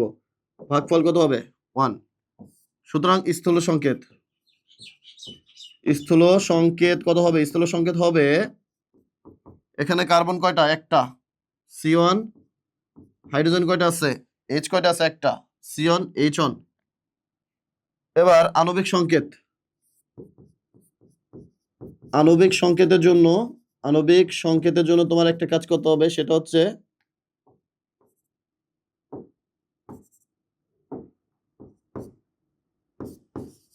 আণবিক সংকেতের জন্য একটা কাজ করতে হবে, সেটা হচ্ছে N দ্বারা গুণ দিতে হবে। CH, এটার পরে আমি কত দিলাম? N। তাহলে আলটিমেটলি এটা কি হয়? CnHn। এখন N মানে কি? N কি এখানে দেওয়া আছে? N এখানে দেওয়া নাই। N যদি দেওয়া না থাকে, তুমি এখানে কি লিখবা? প্রশ্ন মতে, প্রশ্ন মতে। এখানে কার্বনের ভর কত বলতো? কার্বনের ভর আমরা কত পড়ছি? 12। আর হাইড্রোজেনের ভর কত? হাইড্রোজেনের ভর হচ্ছে 1। 12 যোগ 1 আর N এর N। তো এখানে যে যে টার্মটা আমি লিখছি সেটা হচ্ছে আণবিক ভর। তো আণবিক ভর দেওয়া আছে কত? 78। এখানে আমি আবার 78 লিখলাম। এখানে আছে হচ্ছে কত? 13n = কত? 78। সুতরাং n এর মান এখানে পাই হচ্ছে 78 কে যদি তুমি 13 দ্বারা ভাগ দাও তাহলে তুমি পাবা হচ্ছে কত? পাবা হচ্ছে 6। ঠিক আছে? তো এই n এর মান এখানে যদি বসাই দাও, যেটা পাবা সেটাই হচ্ছে কি? আণবিক সংকেত। সুতরাং আণবিক সংকেত হবে, আণবিক সংকেত CnHn। তার মানে n এর মান বসাই দিমু C6H6। আমি আরেকবার এক ঝলকে তোমাদের বুঝিয়ে দিই, যাতে পরীক্ষায় তোমরা খেলে দিতে পারো। ঠিক আছে? বলছে কোন যৌগের কার্বনের এত পার্সেন্ট আছে, হাইড্রোজেনের এত পার্সেন্ট আছে এবং এর আণবিক ভর এতটুকু। এবার এটার কি করো? স্থূল সংকেত নির্ণয় করো, আর নির্ণয় করো কি? আণবিক সংকেত। তো স্থূল সংকেত আমরা সবাই নির্ণয় করতে পারি। আণবিক সংকেত নির্ণয় করার আগে তোমার কি করতে হবে? স্থূল সংকেত নির্ণয় করতে হবে। তো কার্বনের যত পার্সেন্ট আছে তাকে এর পারমাণবিক ভর দ্বারা ভাগ দেবো। কার্বনের আছে 92.31%। 92.31%কে আমি ভাগ দিলাম 12 দিয়ে। ভাগ দিলে কত হয়? 7.69 হয়। কতটুকু হয়? 7.69। হাইড্রোজেনের শতকরা সংযোজিত এখানে দেওয়া আছে কত? 7.69। এটাকে আমি ভাগ দিব কত দিয়ে? হাইড্রোজেনের পারমাণবিক ভর কত আছে? 1। এটা ভাগ দিলেও কত হবে? 7.69 হবে। এখন যদি এরকম হয় যে দুইটা ভাগফলেই সমান সমান, দেখো এখানেও 7.69, এখানেও 7.69, যে কোনো একটি ভাগফল দিয়ে প্রতিটি ভাগফলকে তখন ভাগ করতে হবে। তো 7.69 দিয়ে এখানেও ভাগ করব, এখানেও ভাগ করব। তো কার্বনের ক্ষেত্রে দেখো 7.69 আছে, এটারও ভাগ করব কত দিয়ে? 7.69 দিয়ে। কার্বনের 7.69 কে ভাগ দিব 7.69 দিয়ে, ভাগ দিলে কত হয়? 1। হাইড্রোজেনেরও কত আছে? 7.69, এটারও ভাগ দিব 7.69 দিয়ে, কত হবে? 1। তাহলে C কত? 1। H কত? 1। তাহলে C1H1, এটাকে আমরা CH লিখতে পারি। এটাকে কি লিখতে পারি? এখানে CH তোমরা লিখতে পারো। এরপর হচ্ছে আণবিক সংকেত। আণবিক সংকেত বের করতে গেলে এই যে স্থূল সংকেত যেটা পাইবা সেটা এখানে বসাই দিবা, কিন্তু এর পাশে কত দিয়ে দিবা? N। N দ্বারা এখানে বুঝাইতেছে যে কি পরিমাণে পরমাণু হবে, পরমাণু সংখ্যাটা এখানে বোঝায়। তো CH এর সাথে কত দিবা? N দিবা। তো আলটিমেটলি এখানে কত হবে? CnHn। এখন এই যে কার্বন আর হাইড্রোজেন দুইটার আণবিক ভর কত হয়? কার্বনের 12, হাইড্রোজেনের কত? 1। এবং এর সাথে কত আছে? N। এখানে N দিয়ে দিলাম। এই যে যেটা পাইলাম সেটা হচ্ছে টোটাল আণবিক ভর। তো টোটাল আণবিক ভর আমাদের দেওয়া আছে না? কত দেওয়া আছে? 78 দেওয়া আছে না?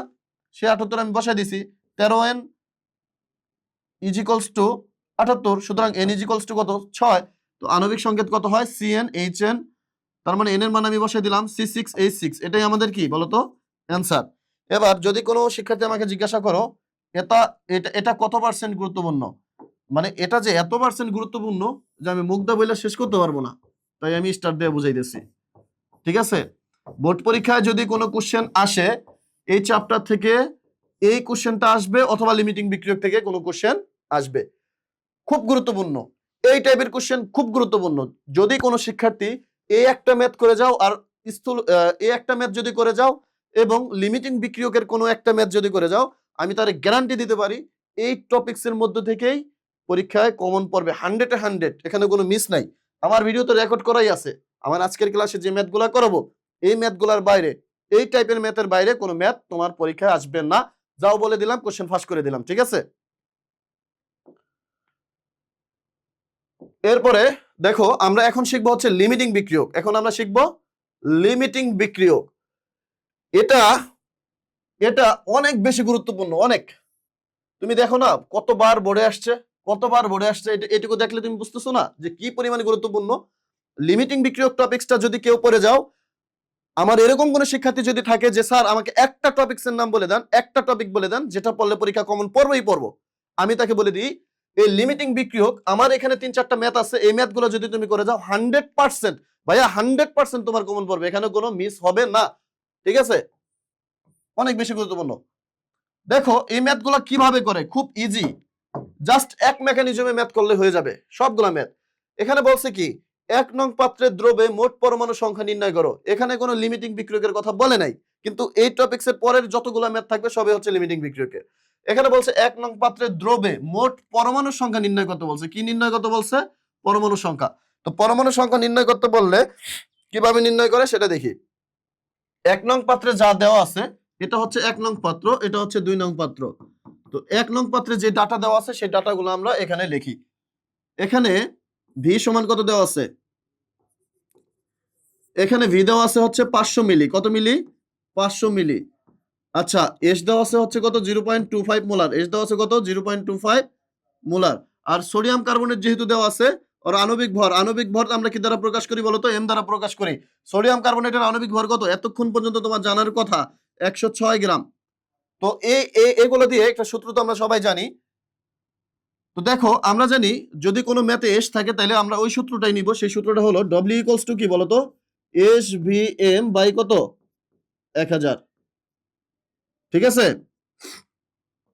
এখন এই ম্যাথ কয়েক ভাবেই করা যায়। তুমি যদি বুদ্ধিমান হও তাহলে তুমি কি করবা?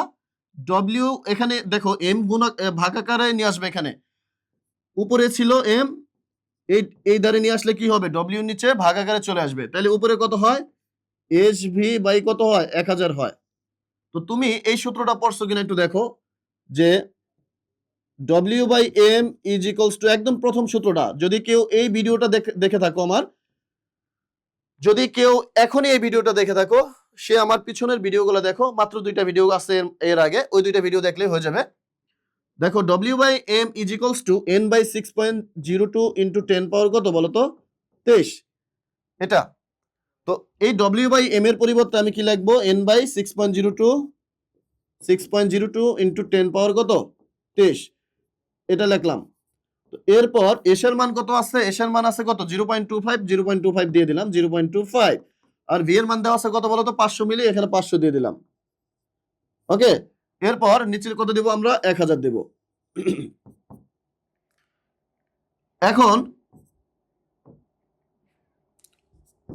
এখন n ইকুয়ালস টু কত হয়?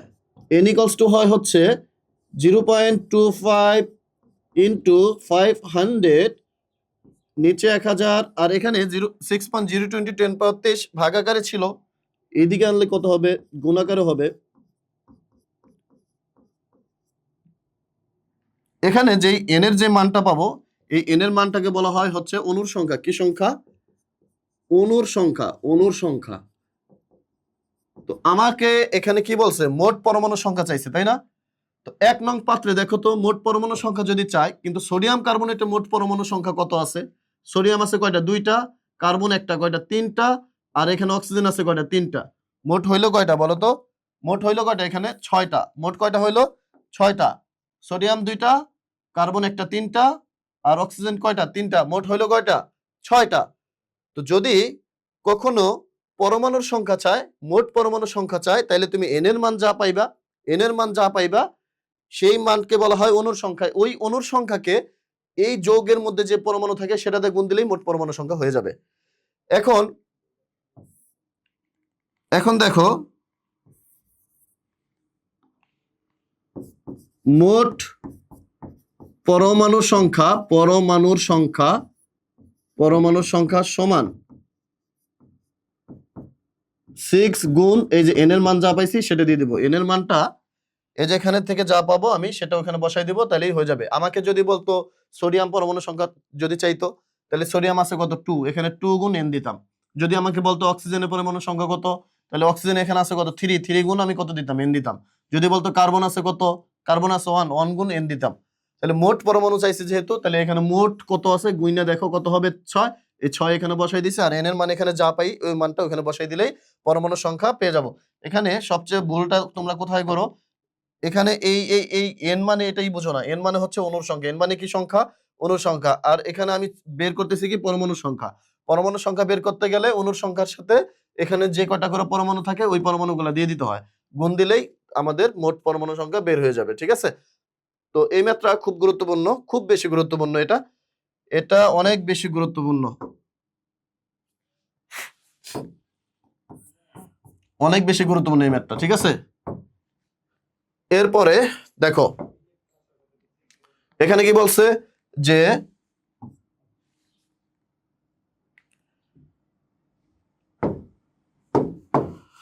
এখানে বলছে যে 1 ও 2 নং পাত্রকে মিশ্রণ ঘটালে 1 নং আর 2 নং এই দুইটাকে কি করলে, এই দুইটাকে মিশ্রিত করলে, এই দুইটাকে মিশ্রিত করলে কি হবে, এই মিশ্রিত এই কথাটা যদি কখনো দেখো তাহলে মনে রাখবা একটা রাসায়নিক বিক্রিয়া ঘটাবো। তাহলে কি ঘটাবো, রাসায়নিক বিক্রিয়া ঘটাবো। এরপর বলছে কোনটি লিমিটিং বিক্রিয়ক হবে, কোনটি কি হবে, লিমিটিং বিক্রিয়ক হবে। আমার তো লিমিটিং বিক্রিয়ক বুঝতে হবে, লিমিটিং বিক্রিয়ক কি সেটা ম্যাথের মাধ্যমে আমি তোমাদের বোঝাবো, ঠিক আছে।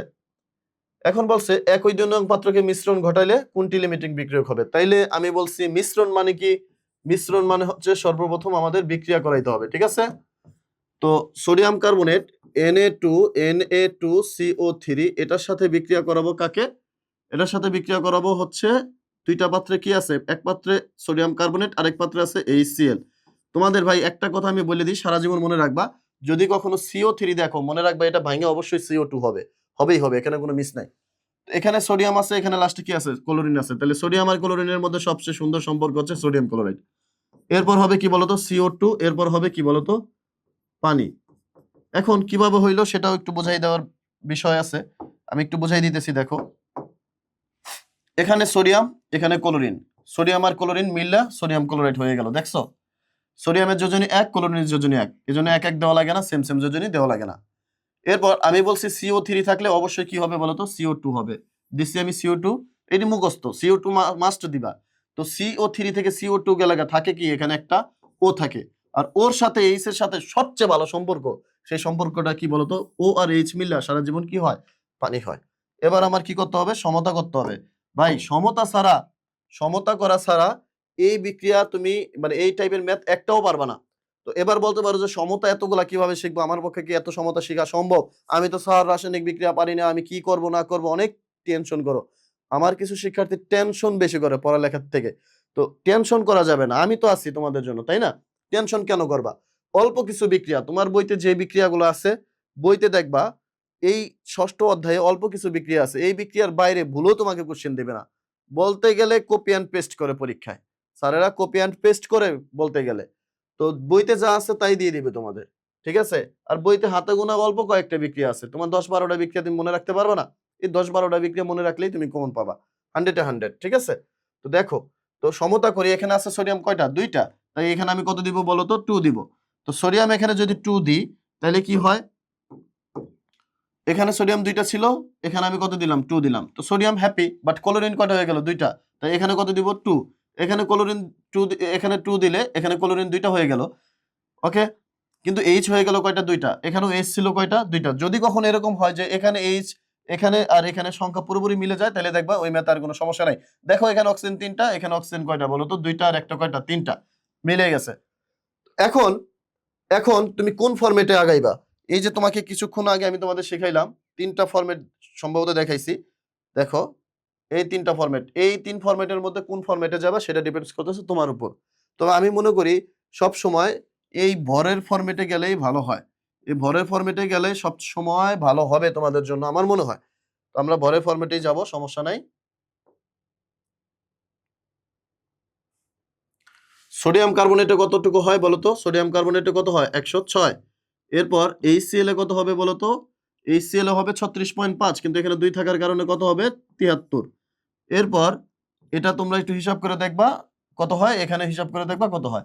এখন বলছে কোনটি লিমিটিং বিক্রিয়ক হবে। যদি কোনো প্রশ্নে লিমিটিং বিক্রিয়ক চায় তাহলে তোমার উৎপাদের এই ভরগুলা দেওয়া লাগবে না, উৎপাদের কিছুই দেওয়া লাগবে না।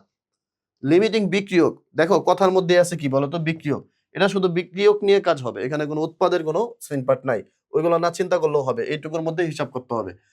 তো এবার প্রথমে বিক্রিয়া, এটা হচ্ছে স্টেপ 1, এটা হচ্ছে স্টেপ 1, এটা হচ্ছে স্টেপ 2। এরপর আরেকটা স্টেপ হচ্ছে তোমার যে পাত্রগুলো দেওয়া থাকবে, এই 1 নং পাত্র, এই 2 নং পাত্র, কোন পাত্রে কতটুকু আছে সেটা লিখতে হবে। দেখো 1 নং পাত্রে 1 নং পাত্রে 1 নং পাত্রে সোডিয়াম কার্বনেট আছে কতটুকু? Na2CO3, এটা আছে কতটুকু? এর পরিমাণ, এর পরিমাণ কতটুকু আছে দেখো সবাই একটু খেয়াল করো। এর পরিমাণ হবে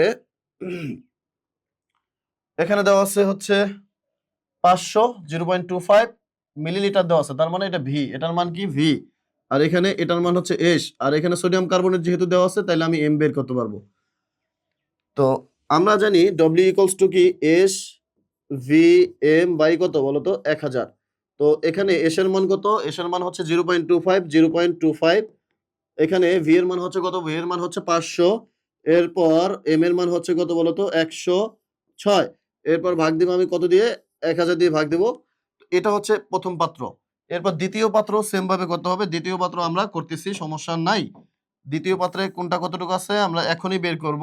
দ্বিতীয় পাত্রে 2 নং পাত্রে 2 নং পাত্রে 2 নং পাত্রে কি আছে? HCl আছে। HCl ভি এর মান দেওয়া আছে না? দেখো সবাই একটু খেয়াল করো।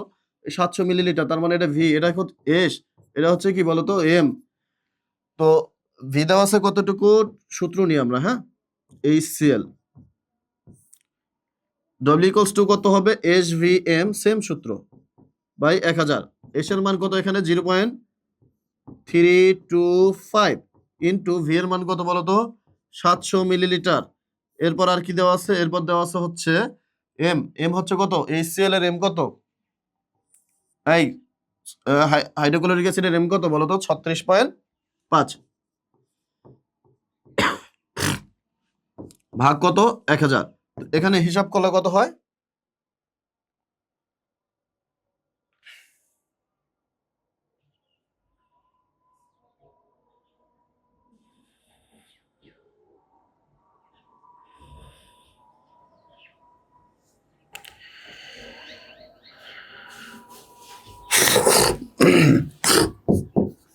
এটা হচ্ছে 13.25 গ্রাম। এটা হবে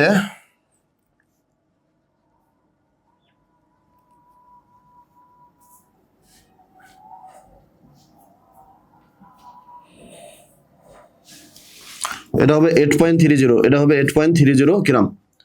ঠিক আছে, এখন যেটা করবা, এখানে তোমাদের আরেকটা জিনিস আমি একটু বলে দিই।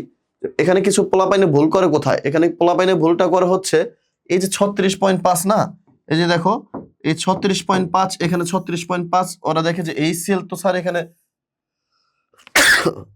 এখানে HCl তো কত লেখছেন? 73 লেখছেন। তো এই 73টাই তো এখানে হওয়ার কথা না, এটা তো সমতা টমতা করে হবে। এটা তুমি এখানে জীবনও দিবা না। এখানে HCl এর আণবিক ভর যেটা অরিজিনালি সেটাই দিবা, সমতা করার টরার দরকার নেই এই জায়গায়, এই হিসাবের মধ্যে।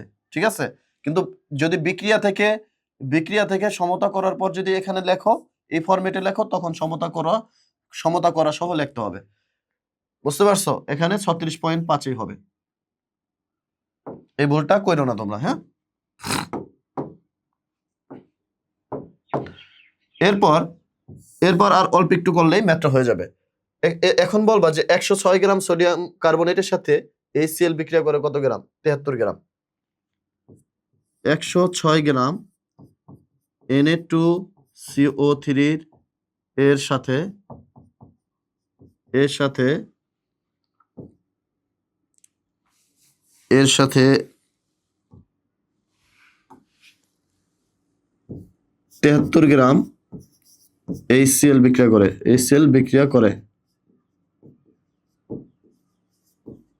করে একের সাথে কতটুকু করে?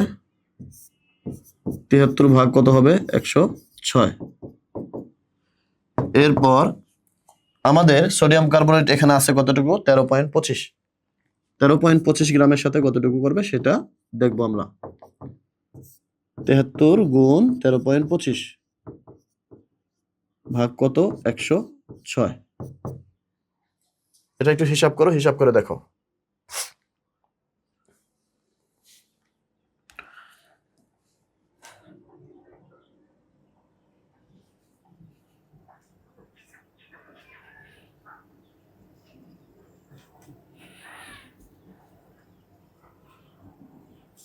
Nine point one two five gram HCl। তাহলে দেখো যে 106 গ্রাম, আমি একটু পুরোটা আবার আরেকটু বুঝাই দিই তোমাদের। খুব সহজ একটা ম্যাথ, ঠিক আছে? আর এই একটা ম্যাথ বুঝলেই তুমি তোমার পুরোপুরি মার্কস কনফার্ম করতে পারবা, আমার এইটুকু বিশ্বাস আছে। তো কিভাবে সেটা করবা সেটা আমি তোমাদের একটু বুঝাই দিই। দেখো, প্রথমে আমার বিক্রিয়া করতে হবে, করলাম। এরপর এই বিক্রিয়ার সমতা করতে হবে, সমতা করলাম। এরপর এই ফরম্যাটে দিলাম। এরপর তোমার লিখতে হবে 1 নং পাত্রে আছে কতটুকু, 2 নং পাত্রে আছে কতটুকু। 1 নং পাত্রে সোডিয়াম কার্বনেট আছে হচ্ছে W=HBm/1000 এই সূত্র দিয়ে পেয়ে গেলাম হচ্ছে 13.25। এরপর 2 নং পাত্রে HCl এর পরিমাণ আছে কতটুকু, দেখো 2 নং পাত্রে HCl এর পরিমাণ আছে W=HBm, এই সূত্র দিয়ে পেয়ে গেলাম কত 8.30 গ্রাম HCl। দেখো এই 13.25 গ্রাম পাত্রের মধ্যে আছে সোডিয়াম কার্বনেট, আর 8.30 গ্রাম আছে হচ্ছে কি HCl। এটা আছে, এটাই আছে ওদের, ঠিক আছে?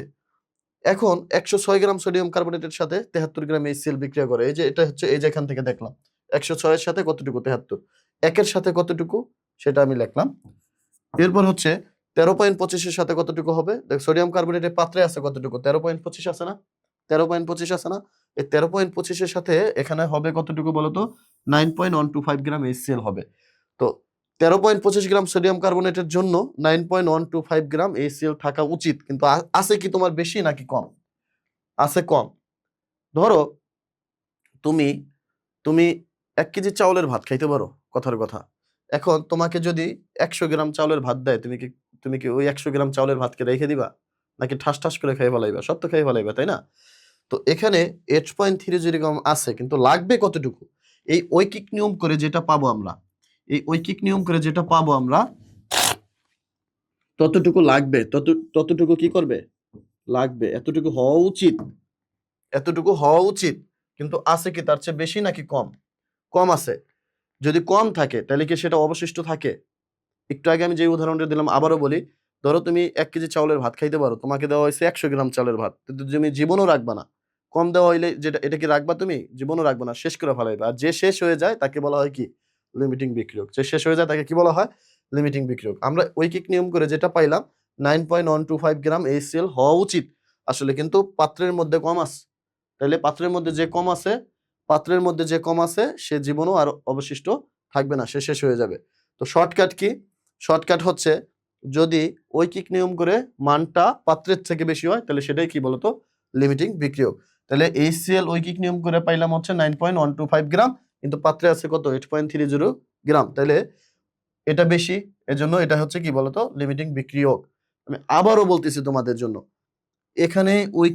এখানে দেখো, এখানে 8.30 গ্রাম এটা আমার পাত্রের মধ্যে আছে, কিন্তু আমার লাগবে কতটুকু 9.125 গ্রাম, কিন্তু আমার পাত্রে তার চেয়ে কম আছে। পাত্রের যদি কম থাকে কিন্তু তার চেয়ে যদি আমার বেশি লাগে, এটা তো আর অবশিষ্ট থাকবে না, শেষ হয়ে যাবে না। পাত্রে আছে কম, আমার লাগবে বেশি, তাহলে এই কম ঢুকি তুমি রাখবা, এটা তো শেষ করে ফেলাইবে, তাই না? তাহলে এটা হচ্ছে কি কম আছে, তাই এটা কি লিমিটিং বিক্রিয়ক। এটা আসলে কার পরিমাণ? HCl এর পরিমাণ। সুতরাং HCl হচ্ছে কি একটা লিমিটিং বিক্রিয়ক। সুতরাং HCl লিমিটিং বিক্রিয়ক।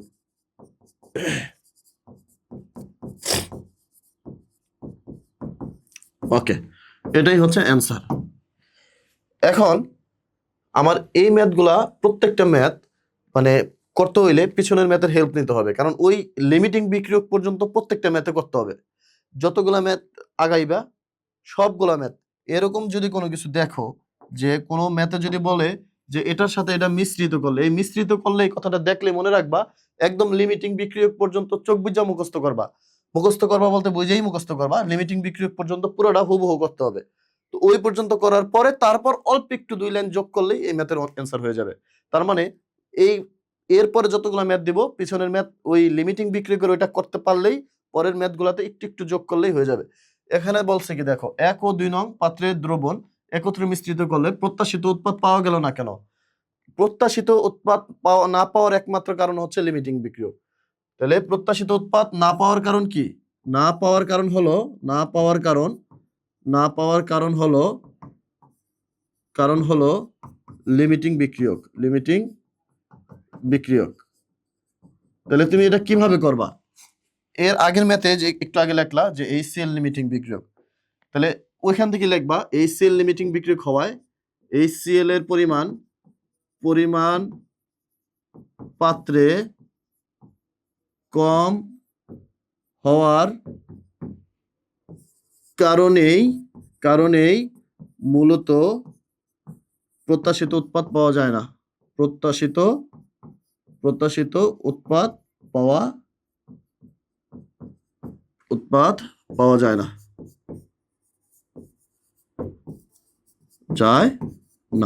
ঠিক আছে? তার মানে এই পর্যন্ত সব সময় করবা। এই পর্যন্ত করার পরে মাত্র এই দুইটা লাইন যোগ করলেই হয়ে যাবে যে এই কোশ্চেনের অ্যান্সার। ঠিক আছে? তাহলে লিমিটিং বিক্রিয়ক অনেক বেশি গুরুত্বপূর্ণ। লিমিটিং বিক্রিয়ক বের করতে পারলে তার 2-1টা লাইন যোগ করলেই এই কোশ্চেনের অ্যান্সারটা হয়ে যাবে। এর পরের কোশ্চেনটা দেখি আমরা। বলছে কি যে এটাও দেখো কি বলছে, মিশ্রিত করলে। এটাও কি বলছে, মিশ্রিত করলে। তো মিশ্রিত করলে মানে কি ওই লিমিটিং বিক্রিয়ক পর্যন্ত করতে হবে।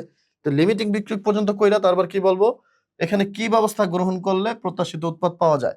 আচ্ছা, ওইখানে এই যে এই ম্যাথটা দেখো, এখানে তোমার HCl আছে হচ্ছে পাত্রের মধ্যে 8.30 গ্রাম। এটা আছে, এটা এখনো আছে, কিন্তু তোমার লাগবে কতটুকু? 9.125 গ্রাম HCl লাগবে। তো পাত্রে আছে কম, কিন্তু আমার লাগবে বেশি। কতটুকু কম আছে ততটুকু যদি আমি দিতে পারি তাহলেই কি আমার প্রত্যাশিত উৎপাদ পাওয়া যাবে। তো আমার পাত্রে আছে 8.30 গ্রাম, আমার লাগবে 9.125 গ্রাম। তাহলে কম আছে পাত্রে, তাহলে পাত্রে আর একটু বেশি দিলে দেখো 9.125 গ্রাম এর সাথে 8.30 গ্রাম বিয়োগ করবা। বিয়োগ করলে বলবা এত গ্রাম HCl আরো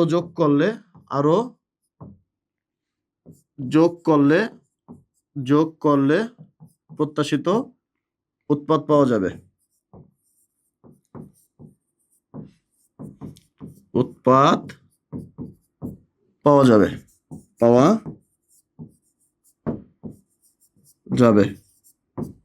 শোনো, এর আগে কি করতে হবে? ওই যে লিমিটিং বিক্রিয়কের ওই কাহিনীটা, এই যে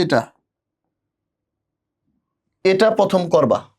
এটা করার পরে এই লেখাগুলো লিখবা। এই লেখাগুলো লিখলেই এই কোশ্চেনের অ্যান্সার হয়ে গেল। খুব গুরুত্বপূর্ণ, খুব বেশি গুরুত্বপূর্ণ এগুলো। হ্যাঁ, অনেকবার আসছে বোর্ডে এই পর্যন্ত। এরপর দেখো, এরপরটা কি বলছে? 1 ও 2 নং পাত্রের দ্রবণ একত্রে মিশ্রিত করলে দ্রবণের প্রকৃতি কিরকম হবে?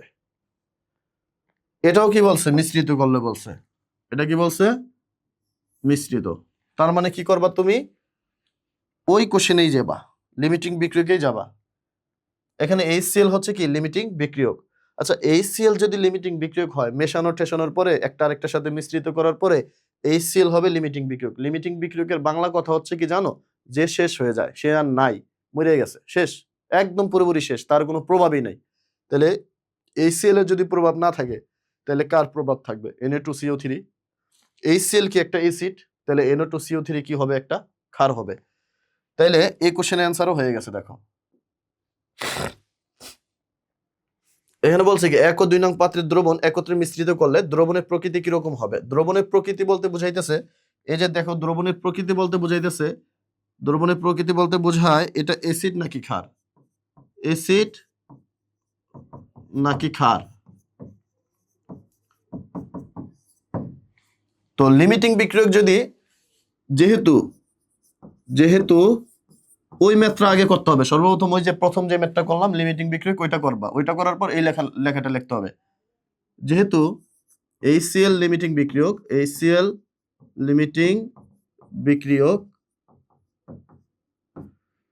তাই পাত্রে তার কোনো প্রভাব নাই। অতএব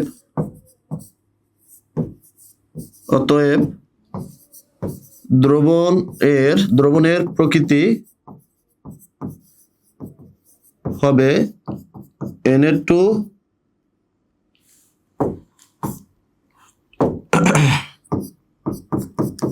Na2CO3 এর মতো, অর্থাৎ ক্ষারীয়। Na2CO3 কি হবে? ক্ষার হবে। বুঝবা কেমনে? ক্ষার না অ্যাসিড। তো HCl যদি অ্যাসিড হয় তাহলে মনে রাখবা এটা যদি অ্যাসিড হয় এটা 100% ক্ষার হবে। ঠিক আছে? অর্থাৎ Na2CO3 ক্ষারীয়। HCl যে অ্যাসিড এটা তোমাদের কারো অজানা না, আমি যতটুকু মনে করি। ঠিক আছে? কোশ্চেন এটাও শেষ। এটাও খুব বেশি গুরুত্বপূর্ণ। মানে আমি একটা কোশ্চেনে কত ভাবে আসতে পারে এজন্য আমি প্রত্যেকটা একটু আলাদা আলাদা ফরম্যাটে করে দিছি। তোমাদের জন্য খুব বেশি গুরুত্বপূর্ণ এগুলা।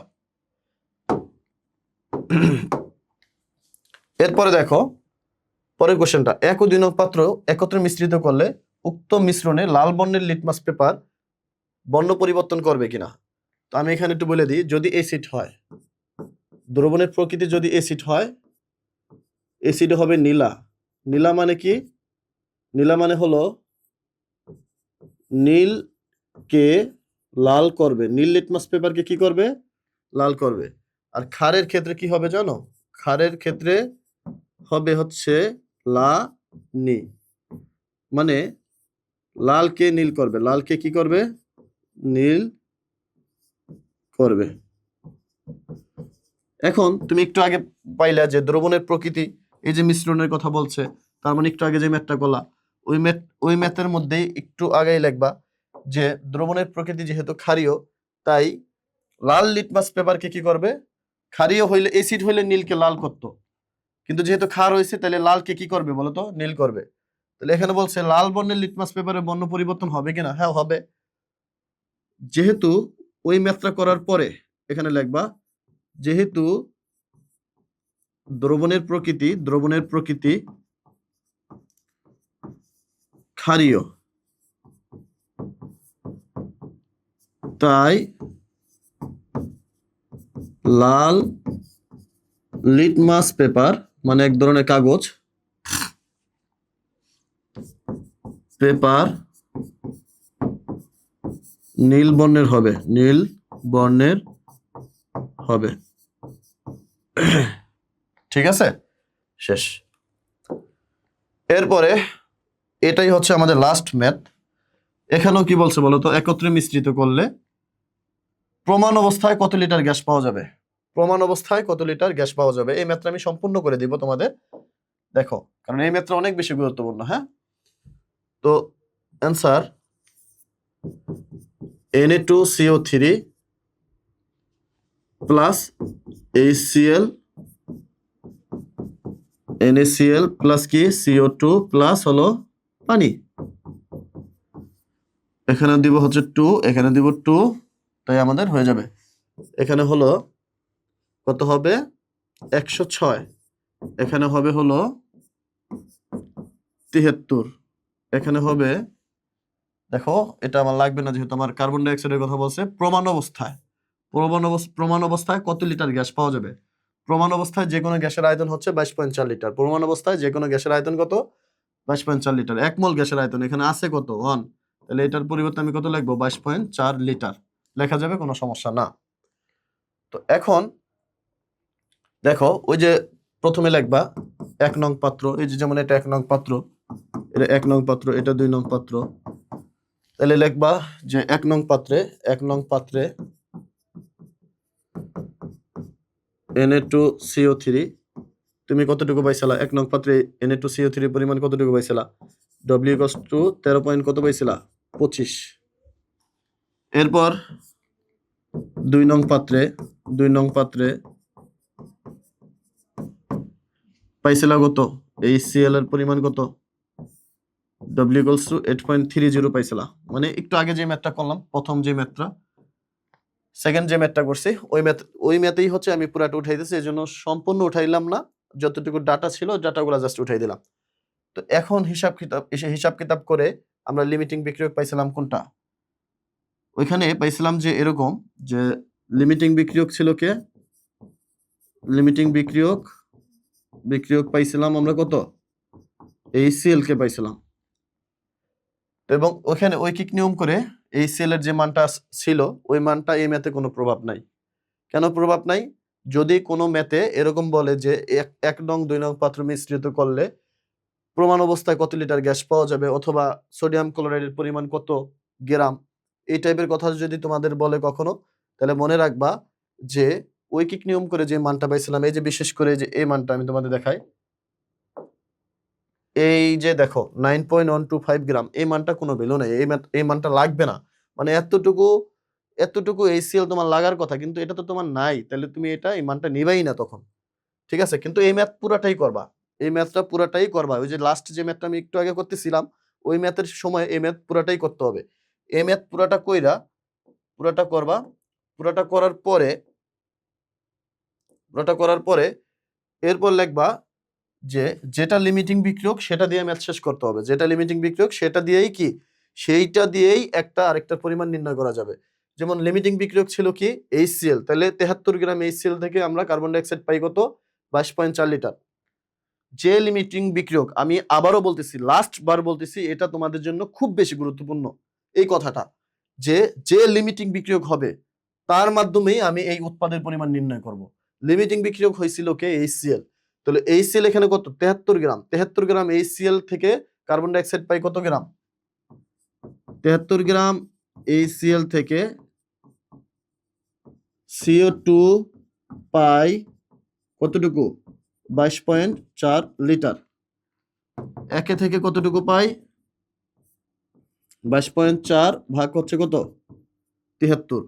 এবার HCl তোমার পাত্রে যেটা আছে সেটাই তো তোমার প্রপার্টি, তাই না? পাত্রে যেটা আছে সেটাই দিয়ে তো তুমি কাজ করবা। ঠিক আছে, পাত্রে আসছিল কতটুকু? 8.30 গ্রাম।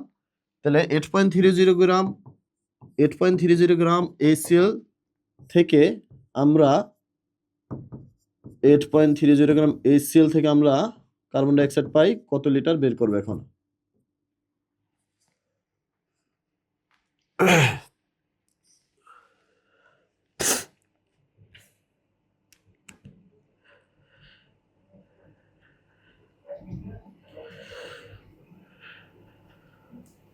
Two point five four litre. 2.54 লিটার। ওকে, এটা খুব বেশি গুরুত্বপূর্ণ। এটাকে আমি আলাদাভাবে স্টার দিতে চাই, কারণ এটা অনেক অনেক অনেক বেশি আসছে। মানে এত বেশি আসছে যেটা আমি ভাষায় প্রকাশ করতে পারবো না। ঠিক আছে, অনেক বেশি। এরপরে দেখো পরের ম্যাথটা একটু খেয়াল করি। এরপরে ম্যাথে কথা ওই একই। বলছে যে এই দুইটাকে মিশ্রিত করলে কত গ্রাম লবণ পাওয়া যাবে। তো কত গ্রাম লবণ পাওয়া যাবে এই আগের ম্যাথ থেকে আমরা দেখি, এই বিক্রিয়া করলে লবণ কোনটা হবে? NaCl না? তো NaCl এর আণবিক ভর কত? NaCl এর আণবিক ভর হলো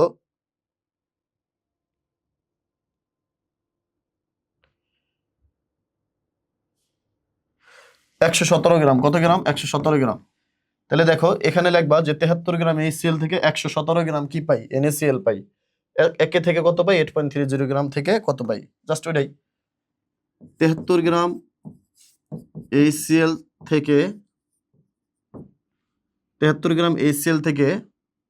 117 গ্রাম NaCl পাই। সব সময় যদি কোনো পরিমাণ নির্ণয় করতে বলে, তাইলে যদি বলে 1 ও 2 নং পাত্র মিশ্রিত করলে লবণের পরিমাণ কত, গ্যাসের পরিমাণ কত, সবসময় লিমিটিং বিক্রিয়ক থেকে করতে হবে। এই যে দেখছো HCl লিমিটিং বিক্রিয়ক ছিল, এটা অনুযায়ী আমি করতেছি। 73 গ্রাম HCl থেকে আমরা পাই কত? 117 গ্রাম NaCl। সুতরাং একে থেকে কতটুকু পাই? 117 ভাগ কত হবে? 73। এরপর 8.30 গ্রাম থেকে কতটুকু পাই বলতো? 8.30 গ্রাম থেকে পাই হচ্ছে 117 গুণ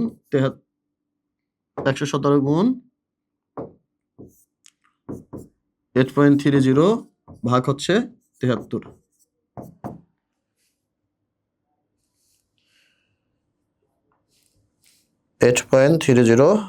ভাগ হবে 73 13.30 গ্রাম NaCl লবণ পাবো, NaCl লবণ পাবো। এটাই হচ্ছে আমাদের অ্যান্সার। এখন আমি তোমাদের আরেকটা জিনিস আমি একটু বলে দিই, যে তোমরা এক জায়গায় দেখবা প্রাইমারি স্ট্যান্ডার্ড পদার্থ, আরেক জায়গায় দেখবা সেকেন্ডারি স্ট্যান্ডার্ড পদার্থ। প্রাইমারি স্ট্যান্ডার্ড পদার্থ মানে কি? যে সমস্ত পদার্থ দীর্ঘদিন ঘনমাত্রা অপরিবর্তিত থাকে, ঘনমাত্রা চেঞ্জ হয় না, যে সমস্ত পদার্থের, ওই পদার্থগুলোকে বলা হয় কি? প্রাইমারি স্ট্যান্ডার্ড পদার্থ। আর প্রাইমারি স্ট্যান্ডার্ড পদার্থ রাসায়নিক নিক্তি মানে পাল্লা, যেটা দিয়ে ওজন করে, পালা পাথর যেটাকে আমরা বলি, প্রাইমারি স্ট্যান্ডার্ড পদার্থকে এই পালা পাথরে মানে রাসায়নিক নিক্তিতে ওজন করা যায়। এটার ঘনমাত্রা দীর্ঘদিন অপরিবর্তিত থাকে, এজন্য এটাকে কি করা হয় জানো? টাইট্রেশনে এটা এই প্রাইমারি স্ট্যান্ডার্ড পদার্থকে ব্যবহার করা হয়। তোমাদের বইতে একদম লাস্টের দিকে এই চ্যাপ্টারটা একদম লাস্টের দিকে এই টপিকসটুকু লেখা আছে, তাহলে তুমি বুঝবা কেমনে যে কোনটা প্রাইমারি স্ট্যান্ডার্ড পদার্থ। মনে রাখবা HCl বাদে যে কোনো যৌগে সি দেখলে ওইটাকে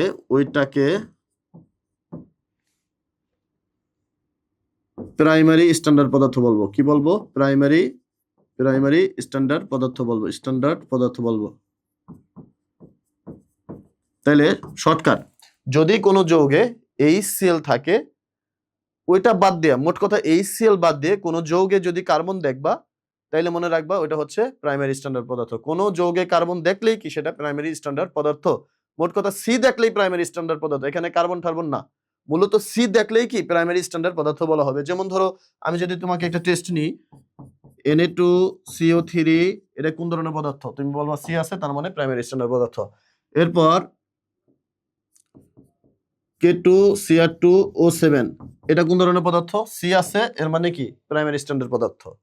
ঠিক আছে, কিন্তু HCl এখানে সি থাকলেও এটা কি বলবো না, প্রাইমারি স্ট্যান্ডার্ড পদার্থ বলবো না, এটা হচ্ছে সেকেন্ডারি। এটা হচ্ছে কি সেকেন্ডারি স্ট্যান্ডার্ড পদার্থ। ঠিক আছে প্রিয় শিক্ষার্থী, আমি খুব অল্প সময়ের মধ্যে এই টপিকসটুকু শেষ করলাম। যদি আরো ডিটেলস তুমি জানতে চাও, তাহলে আমাদের প্রাইভেট ব্যাচ আছে, এই প্রাইভেট ব্যাচে তুমি চাইলেই ভর্তি হতে পারো। যদি কেউ ভর্তি না হও তাও কোনো সমস্যা নাই, কারণ এই ক্লাসটুকু করলেই তোমার মোটামুটি হয়ে যাবে।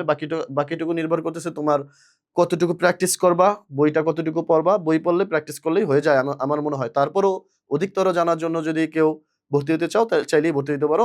আমাদের ওয়েবসাইট আছে, ওয়েবসাইটে জাস্ট ampolelearningcenter.com, এই ওয়েবসাইটে জাস্ট ঢুকলেই তুমি আমাদের বাকি কোর্সটুকু কমপ্লিট করতে পারবা। ঠিক আছে, ওকে, সবাই ভালো থাকো। আসসালামু আলাইকুম।